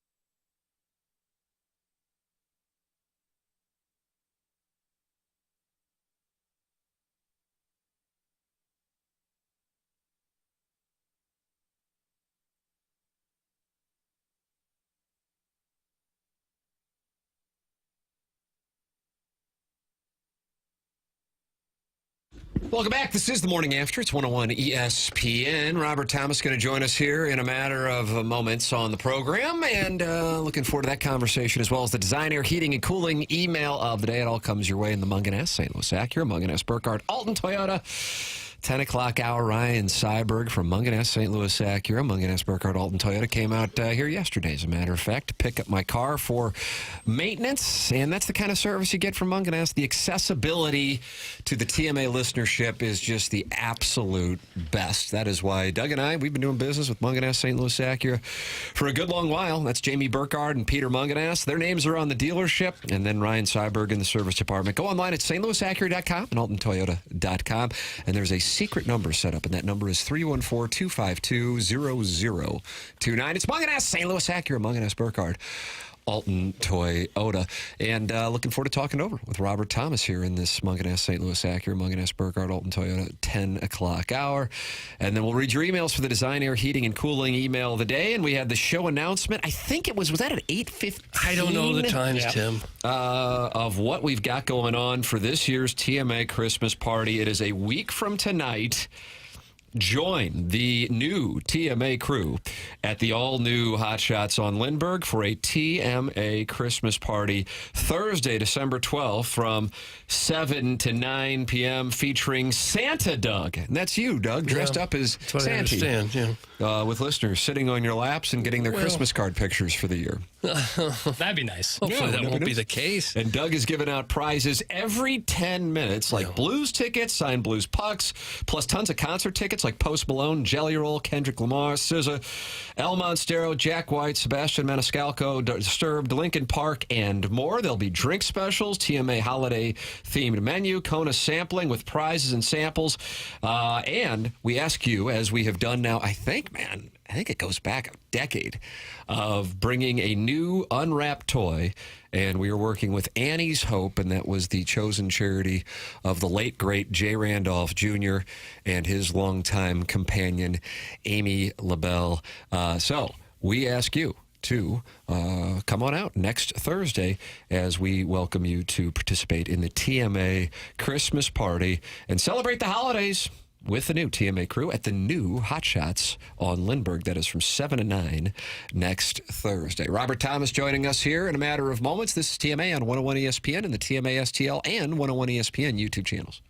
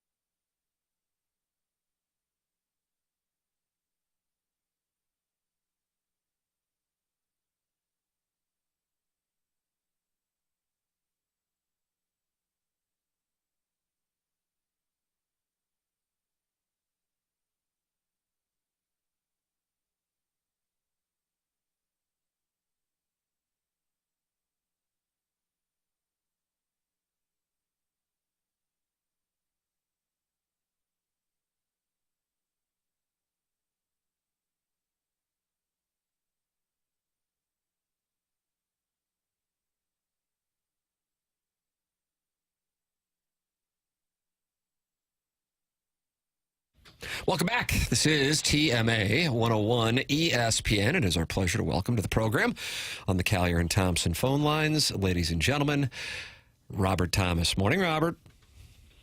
Morning, guys. How we doing? Good. How are things in Calgary this morning? Cold. Is it? It's like 16 degrees here, though, you know? That's pretty cold, too, isn't it? Yeah, it's 20 degrees, and it feels like 9 in St. Louis. How about that? Yeah. Can't imagine it's much worse there. Hey, we haven't talked since you went out there and 9 seconds in scored a goal the same morning that Jackson texted you at 6:15 when you guys were playing the Devils, and we kind of were hoping that Jackson would continue to text you at 6:15 in the morning to keep this thing going. But Jackson said that was a one and done. Would you like him to go back to texting you at 6:15 in the morning, and then you can go out and score a goal 9 seconds in every night? No. No. Oh. Uh-oh. That's the Chris Pronger, I'm good, thanks. Yeah. I've heard that one before, unfortunately. So, Jackson, that will not be required. I was going to send little quotes, the tough keep going. Oh, inspirational messages, too. Fire up the boys. Fire up the boys. That'll get you going every morning at 6:15 when the phone goes off. And also, it should be, some people will point to Jim Montgomery, and hey, that's all well and good, but I'd like to point out you boys have 7 of 8 possible points ever since Dylan Holloway told Zach Bolduc to take his shirt off, and I think that's something that might need to be addressed as well. You think that's the reason? Gosh, there's another one that went nowhere. Yeah, right there. There it is again. That's more a question. I just wanted to see you keep going with that one. Yeah, see, Doug, I'm on to something. All right. Well, the team sure is going well. Yeah, how about that on Tuesday night? I realize the Jets, are on a slide, but either way, the way they came out is, bat out of hell to start the season. And you guys, Jim Montgomery said you guys, there was a scoreless first period, but the first period is what set up the second period. It just continues. What is going on, and why is the team firing on the all cylinders that you are right now? Yeah, I think a couple things. First of all, it felt like it's been like 5 years since we beat Winnipeg in Winnipeg. That's something that was, for guys that have been here for a while, was pissing a lot of guys off. And, it was really exciting to not only win the game, but win the game in that kind of fashion. And obviously, we haven't done so well against Central Division teams so far this year. I know we've only played 4 games against them, but and that's another thing that's really important. And obviously going after the ones that are tied at the top is a great start. And we got a lot of division games left in this season. So I think it puts us on a good path moving forward. And I think just excitement for big games like that and seeing everyone step up and, came from all over the lineup, and it's really exciting and fun to be a part of. I think that's another thing is you can just see it even in practice yesterday, just the fun, and guys are feeling really good. Yeah, you hear people talking about the room. Do you notice a big difference just in the room doing the regular mundane day-to-day stuff now that the team is winning? That always comes with winning and little streaks, and so I would say, it's definitely a part of it right now. Something that I was asked about by a guy who loves the game and made this observation. I'm curious, and you will be able to speak to it from inside the room. Binnington has that just sick performance on Saturday night against the Flyers. Steals a point, really, for you guys. And then logically, you'd go, okay, well, then he's going to get the start the next game against Winnipeg. But that's where Joel Hofer's from, and he's going to get a chance, if he does play, to play in front of friends and family. And that putting him in net, that's the kind of thing that guys who play appreciate when a coach and a team recognizes the importance of that stuff. And he was wondering, and I said, I'll ask Robert when he's on, if that's something that's noticeable to guys in the room and builds equity. Is that something that you guys talked about at all on Tuesday when he got the nod? Yeah, stuff like that are little things that go a long way for a lot of people. Obviously, we really wanted that shutout for Hof. Yeah. That would have been really cool for him. obviously a big statement win is something you can't complain about. But yeah, little things like that, and whether it's starting in your hometown or playing like in that instance. I remember my first year I got scratched in Toronto, and that one really hurt me. That one stung me for a little while. So I know it's really important to guys, and it's something that it goes a long way with people. Who scratched you and who hurt you? We won't get into that one. Wait, so your feelings hurt. But you played in Toronto since. I was definitely not happy about it. I bet. See, so these are the little things that if you're not in the room, it actually matters. And when this guy texted me, what was the non-ling, Doug? And he said, he goes, ask Robert about that, ask Rivers about it. He goes, I'm telling you, that kind of stuff matters in a hockey locker room. That kind of guys appreciate that, and it's the other players who appreciate. And it's not like Binnington will be pissed. He'll be like, yeah, I get it, and that stuff matters. And you hear Robert telling a story about in Toronto and how it mattered to you. Something that Jamie Rivers was saying when he was with us yesterday, Robert, and I'm curious if there has been a mindset change amongst you guys, is he goes, this is a team, now that you're back and healthy, now that Broberg's back and healthy, and now with the way that you're playing, this is a dangerous potential playoff team. And just 2 weeks ago, I was at the game when you guys played the Wild. It was, kind of a sleepy game, for lack of a better term, battling to pick up points. And now it's like, man, beware, the Blues are coming to town. Has the mindset amongst you guys changed as well, as far as what the potential for this team can be in the 2024-2025 season? Yeah, I don't think it's changed too much. As a team, we had a good belief. We knew we could be a good team. We knew it could be a sneaky team. Yeah. I don't think a lot of people expected the team that, especially as of late, has been playing. But when we get going, we're a deep team. We got 4 great lines.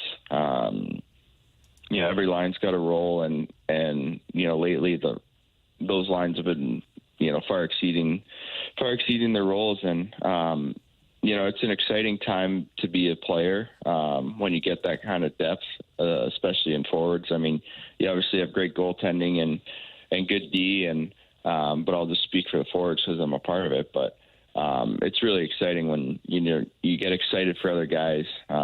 You see younger guys making big plays. I mean, Holly's been amazing lately. Boldy has had some really great games as well. It gets you excited, and it's amazing seeing your teammates succeed, and I think that's what's really been exciting lately. Have you had the morning skate yet today? Are those things get to be a pain, or do you enjoy that on the road? Depends. So some rinks are far from the hotel. Some rinks are really close. What's the situation with the Saddle Dome? It's like a 5-minute drive, 10-minute drive. It's really close. But no, I'm a morning skate guy. I like morning skating. Was it the original goal of that to make sure guys didn't stay out too late the night before? That's my belief. I don't know. I find to get a way better nap when I morning skate. Yeah, the morning skate gets you a way better nap. They take the siesta in the afternoons. My understanding is because of the Taylor Swift series of concerts in Vancouver, you boys are going to get a few extra nights in Edmonton because there aren't hotels available in Vancouver. Yep, that is a true story and a very sad story, too. Because you can't be there for the concert, or you just got to stay in Edmonton? Ever since we had the bubble in Edmonton, that hotel haunts me. Oh, is that right? Now, is this a case of a haunted hotel, like the one that the Cardinals deal with in Milwaukee, or you just think back to that time and it actually mentally haunts you? No, it's a good hotel. It just mentally haunts me. Yeah. When you're in it for 35 days in a row. Oh, my goodness. Yeah, it was. So it's a place I'd like to spend as little time as possible. Oh, yeah, that's understandable. So I'm not looking forward to this one. And Taylor Swift got you. You a Taylor Swift fan? Yeah, she did. Are you a fan of her work? Yeah, I wouldn't say I'm flying 6 hours to a Taylor Swift concert, but if she was in St. Louis, I'd love to go, yeah. All right, there you go, Doug. Okay, that counts. Oh, all right, that's nothing wrong with that. Okay, I don't think she's coming here, though. She's not. She's wrapping up the tour in Vancouver, as a matter of fact, and that's why they got to stick around in Edmonton. I got to ask you about the Four Nations announcement yesterday. Were you surprised, disappointed? What's the reaction to that? Yeah, obviously super pumped for Benner and Federko. As a team that, we're not in kind of the – St. Louis is a great hockey town, but from kind of the outside looking in, not so many people watch the Blues, and super pumped. Obviously, Benner has been the guy here for a long time and super underrated. Same with Federko. The impact they have on the game is super underrated, and for a lot of people, they don't know how good they are. And I'm super excited for them to get the opportunity to kind of show the rest of the world just how good of players they are, and the players we see every night. So I'm super pumped for them. I'm definitely disappointed. I really wish to be a part of it, and things happen, but the cool part is you get another chance at it next year. So that's what I'm looking forward to. I'm sure your injury had a lot to do with that, didn't it? You couldn't play there for so long. Yeah, maybe part of it. There's a multiple reasons, but definitely disappointed I'm not a part of it. Does that light a fire under your ass? I would say so. Yeah. Nice. You don't need Jackson texting you at 6:15 now. No. Shoot. You're taking a lot of heat on this one, Jackson. Yes. Welcome to my world, brother. Yeah, brother, this is 4 hours a day. You're just getting a little piece of it. I live in the sin bin. Yeah. So you think there's a possibility, or, and hey, I don't want to put you in a weird spot here, but I'm just putting two and two together, that if maybe you're going to have quote-unquote higher profile teams get guys on there because that can play a role in the selection of it? No, I wasn't saying it like that. How was I trying to say it? Well, you're all right. The other side of it is Binnington and Federko, if people aren't necessarily watching the Blues unless you're going on the Cup run, that they're going to get a chance to see how good those guys are. You were taking it from that angle. That was more my point. Got it. A lot of people. Yeah, it's a hockey town in St. Louis, and we have a great market. Do a lot of other big medias, and all those guys see the Blues as much now, and that's what I'm excited for those two guys. Is like I was saying, they have such a huge impact on our team and our community, and everyone knows how good they are in St. Louis, and I'm excited for the rest of the world to find out. See, he's looking at it from a selfless hockey mindset. I'm looking at it from the a-hole mindset, and of course, that's how I would think. Right. And that's why I would be bad in the room. I don't know. That's why I would be bad in the room. Don't sell yourself short to me. I think that's 100% what it is. Robert, we always enjoy the conversation. Know you got business to tend to today with the morning skate and this evening's festivities against the Flames. We always appreciate when you take time out to join us. Thanks so much, man, and best of luck this evening. Thanks, guys. Appreciate it. All right, man. That's Robert Thomas with us here on the Callier and Thompson phone lines, talking it over. That's that hockey mindset.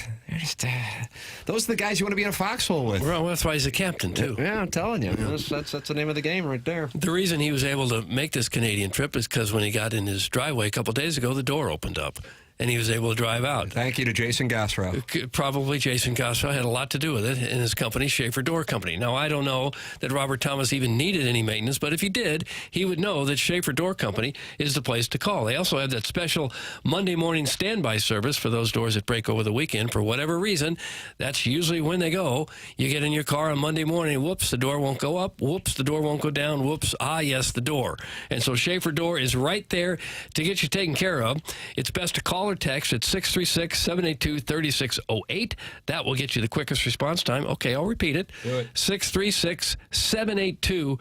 3608. They service all kinds of garage doors for service and new installs with LiftMaster. LiftMaster garage door openers are strong, quiet, and they are versatile. I've had Schaefer Door out to my house, and I can tell you firsthand, these people do outstanding work. They did for me, and they will do for you as well. It's SchaeferDoor.com. Schaefer Door is a LiftMaster partner. There it is. Sponsor of the app here on 101 ESPN, and also there is a separate TMA STL app, just like there are two different YouTube chats going on right now. And you've got the TMA STL YouTube chat and the 101 ESPN YouTube chat. Plus, you can email in for what's coming up, which is the Design Air Heating and Cooling email of the day. So far in the month of December, Buck Swope with 2 wins. Bill Gapes, not Gates, no. Gapes, has a win as well. Buck Swope leading so far with 2 wins. Send your emails in, see if you can compete. You know, if you're a 101 listener, just becoming familiar with the show, maybe you've got the goods. You know, Buck Swope wasn't born Buck Swope. No, he became That's exactly Buck right. Swope. Yeah. Bill Gapes wasn't born Bill Gapes. Probably not. They would have changed that name at Ellis Island, probably. Now, West County Turkey Baster was born. That actually is Sure, true. Yeah. Baster was the last name. That's correct. His first name is West. His middle name is County. And confirmation name is Turkey's just a nickname. Yeah. So compete. See if you can compete. The morning after at InsideSTL.com. Jackson, you have Where the Wild Takes Are, which is a play on Where the Wild Things Are, a book that you read as a tyke. Is that what we got? Yeah. Yeah, and is this different than Who's Grifting? Yes. Oh, yeah. Oh, okay. Who's Grifting is a rare occurrence because I want to make it special when it's someone's Well, really I feel like grifting. Who's Grifting is hourly in our industry. Yeah, but only some deserve to be highlighted. Okay, well, we got Where the Wild Takes Are, and I can't wait to hear it. That's coming up. Next, then we have the Design Air Heating and Cooling email of the day. This program is TMA. It is presented to you by Brown and Crouppen on 101 ESPN and the TMA STL and 101 ESPN YouTube channels.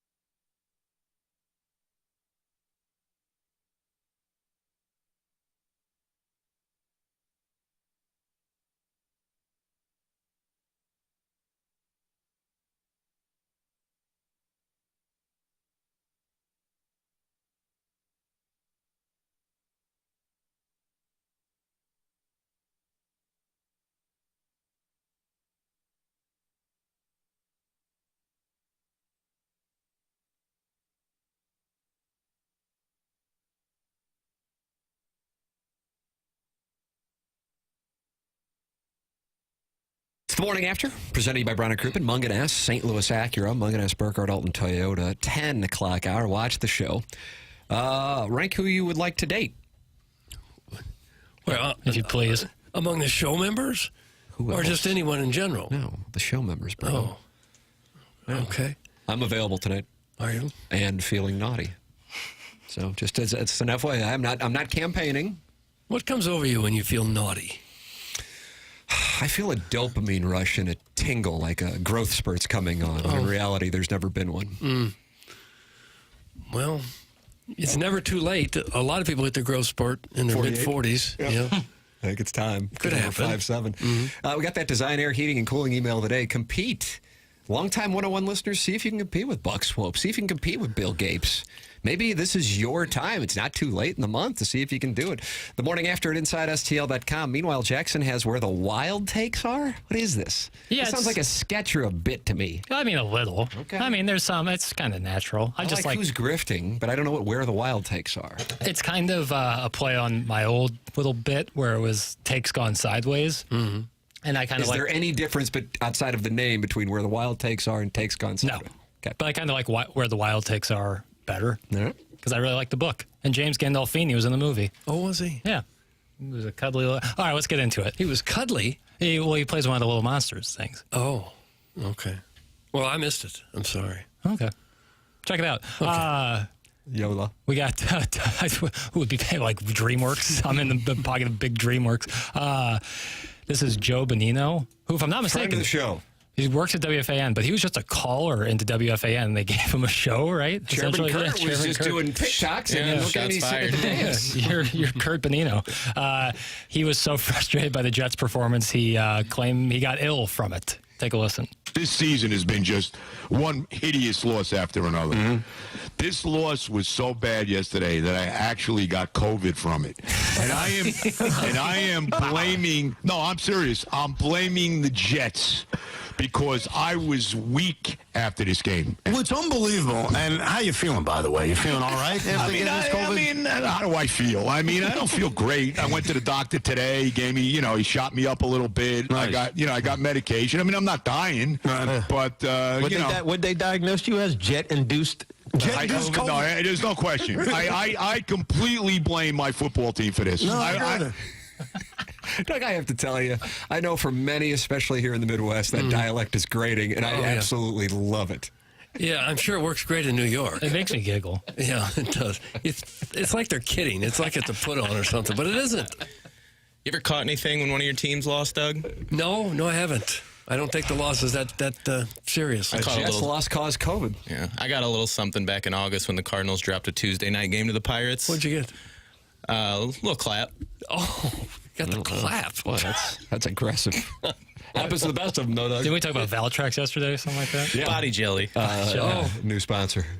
A second Where the Wild Takes Are? Now, this one's a little bit more newsworthy, I would say. Well, wow. This is a clip from the Dan Le Batard show in 2015 where they had Rob Manfred on talking about the golden at bat, which he said in a podcast with John Orand last month, and by last month I mean a couple of weeks ago, that owners are considering the golden at bat, which has certainly made its way around baseball and podcast and radio circuits. Here is Rob Manfred 9 years ago on the Dan Le Batard show, and the Dan Le Batard producers pulled this to hashtag hold him accountable.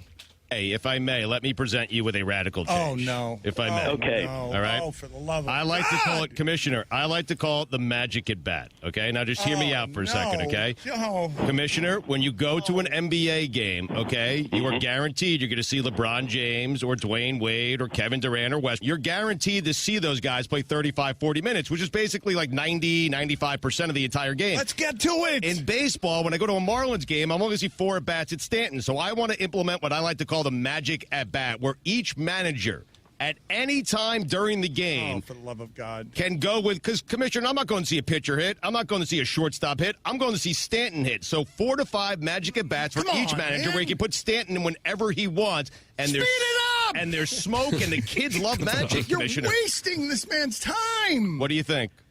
I'm with your friend. You're wasting my time. Yes. I think that's a crazy idea. Uh-oh. Well, receipts. Well, now he kind of likes the idea. Huh? The golden at bat. I have to say, having listened to the podcast, he wasn't like, oh, I'm glad you asked because we were about to implement this golden at bat.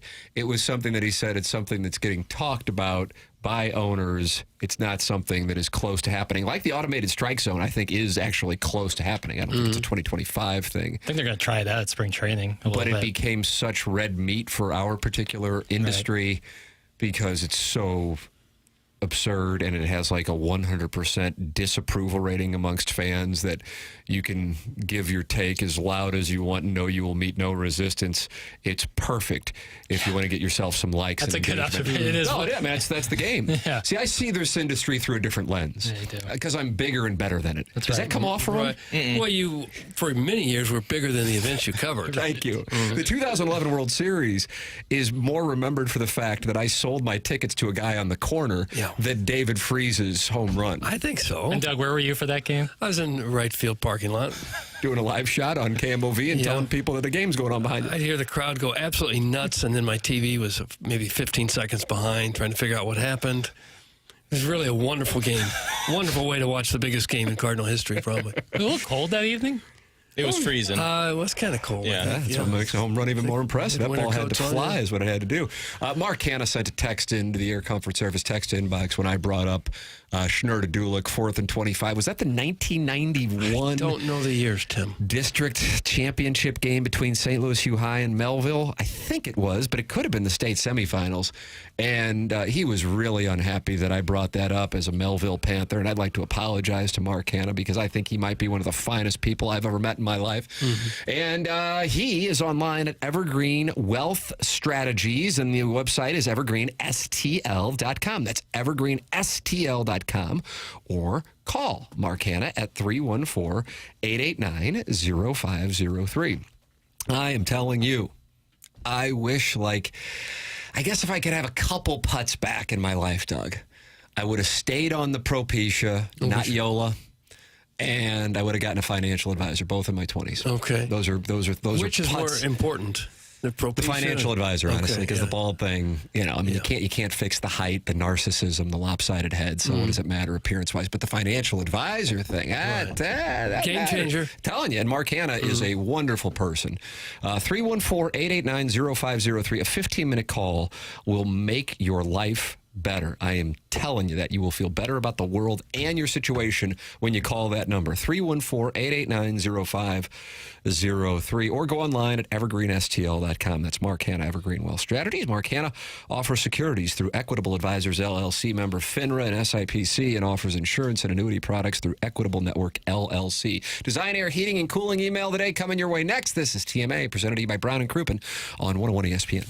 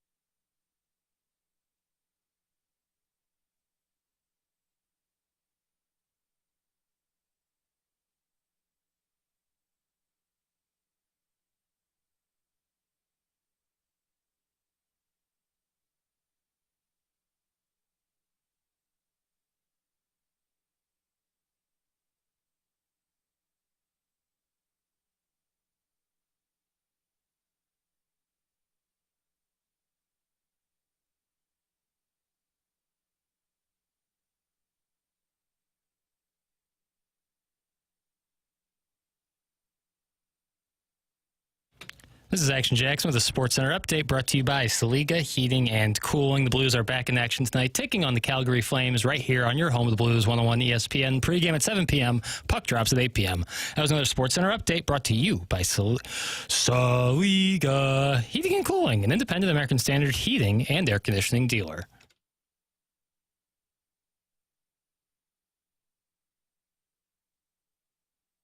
Welcome back. This is TMA. We got the Design Air Heating and Cooling email today coming up in our final segment. Earlier on the program, in the 10 o'clock hour, which is brought to you by Munganess, St. Louis Acura, Munganess, Burkhardt, Alton Toyota, Robert Thomas with us. Charlie Marlo in studio for the entirety of the 9 o'clock hour.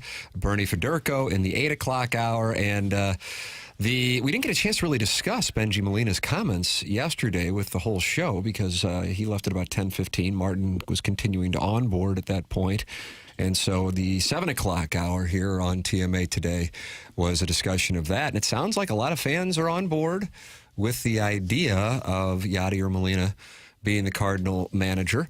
And then certainly there are some who are hesitant because they don't know if the Cardinals going down that road with a first-time manager again is the best move for the franchise. If you missed the Benji Molina interview, it's up on YouTube. It's also on the 101 ESPN app and the TMA STL app. Those are presented to you by Schaefer Door Company. And the TMA social media channels, Chairman Kurt cutting up a video and sending those out.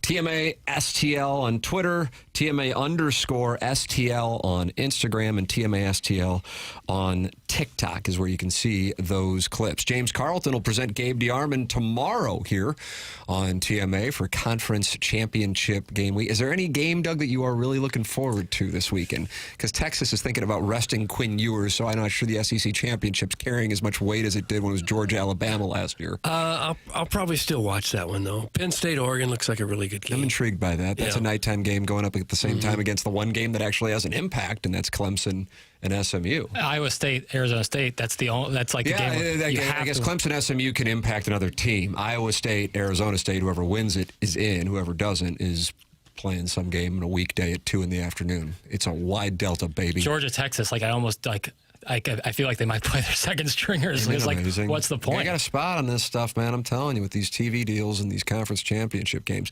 That is all coming up here on the program. James Carlton sponsors the Colonel. James is my insurance agent. 314-961-4800. Go online at carltoninsurance.net. 400 5-star reviews for James and his staff when you go online on Google. And this is not just like, hey, I'm going to read some copy. I actually have been a James Carlton client for almost 6 years now, 5.5 years, and my family has made the switch. I love working with James and his staff, and I recommend you do as well. And you go, oh, I already work with somebody, and I know them, and they're a family friend. It's going to be awkward.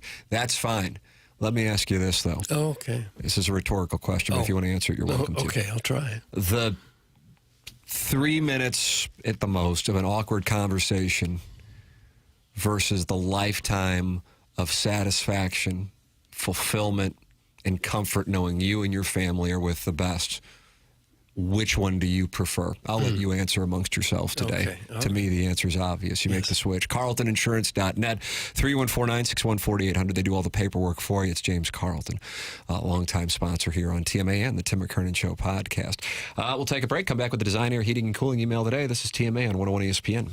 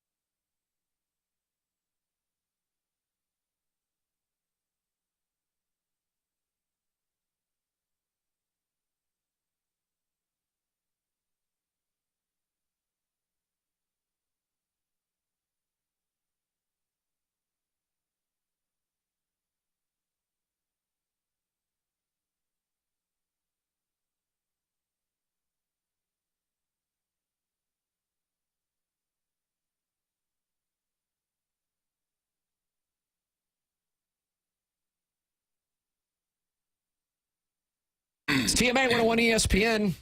Doug wants to do 5 hours. Sorry, only 4 hours today. Oh, come on. Only 4 today. Maybe Jackson and I will do QFTA today. Yeah, I'm ready.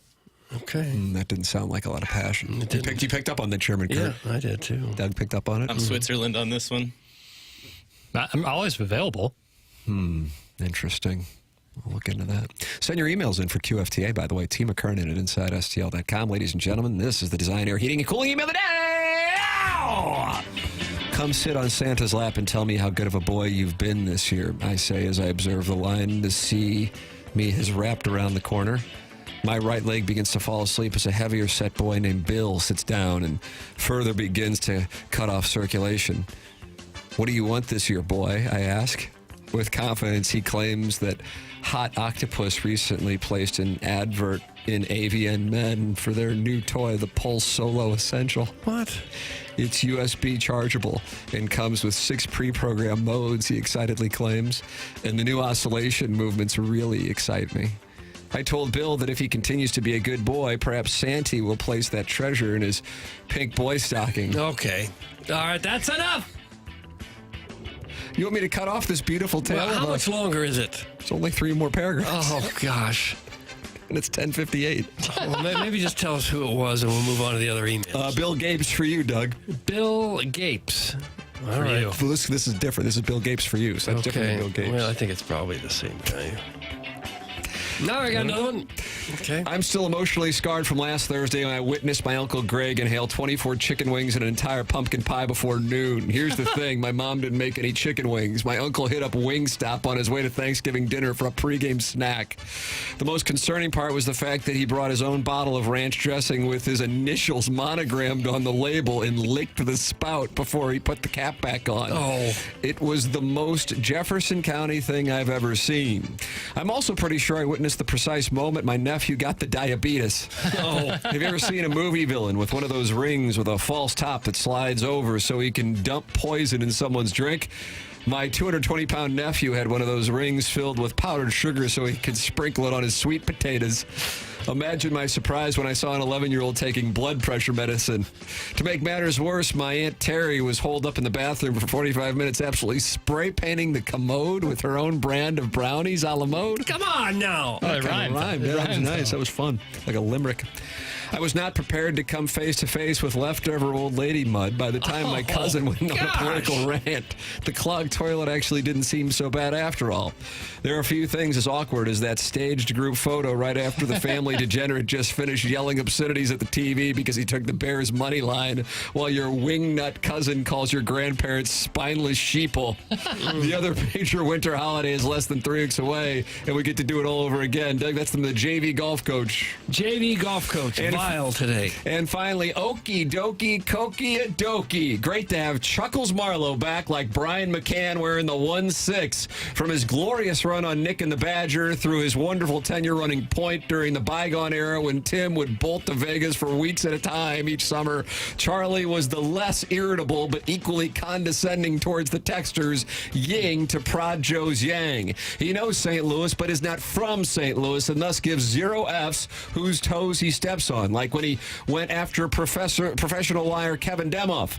Charlie's not afraid to tackle the stories that others won't, like Lydia Moss Bradley going 6 for 6 in unsolved child murders or Doug Vaughn's raging tuna fish addiction. I especially appreciate Charlie's candor when it comes to the Cardinals, even if he's mostly checked out these days because they're boring and non-competitive, but he'll still pop up on YouTube when there's a managerial change or when their big off-season free agent signing switches from catcher to DH 1 month into a 5-year deal. I don't care about Ohio State football, but I enjoy Charlie's hot takes on them Buckeyes. Speaking of Buckeyes, let's give Libby Jack a Buckeye on his helmet for his work on the drops today. Hearing Doug's reaction to the drop where Charlie admitted Doug was never going to leave his wife for me, so I figured I might as well marry a woman, was the highlight of the show. Libby Jack needs to follow Charlie's lead and just stop caring what the texters think about his infatuation with the NBA. I'd love to see Libby Jack come in tomorrow dressed like a Hoosier with a Tatum jersey over his hoodie. You do you, boo. That's Buck Swope, and that's what we have for the Design, Air, Heating, and Cooling email today. He was not Vile. I'm going to go Buck Swope. Bill Gapes. JV golf coach. Vile, both of them. Buck Swope has won the Design, Air, Heating, and Cooling email today. Congratulations to Buck Swope. You have won the Design, Air, Heating, and Cooling email today. We got to go. Bye.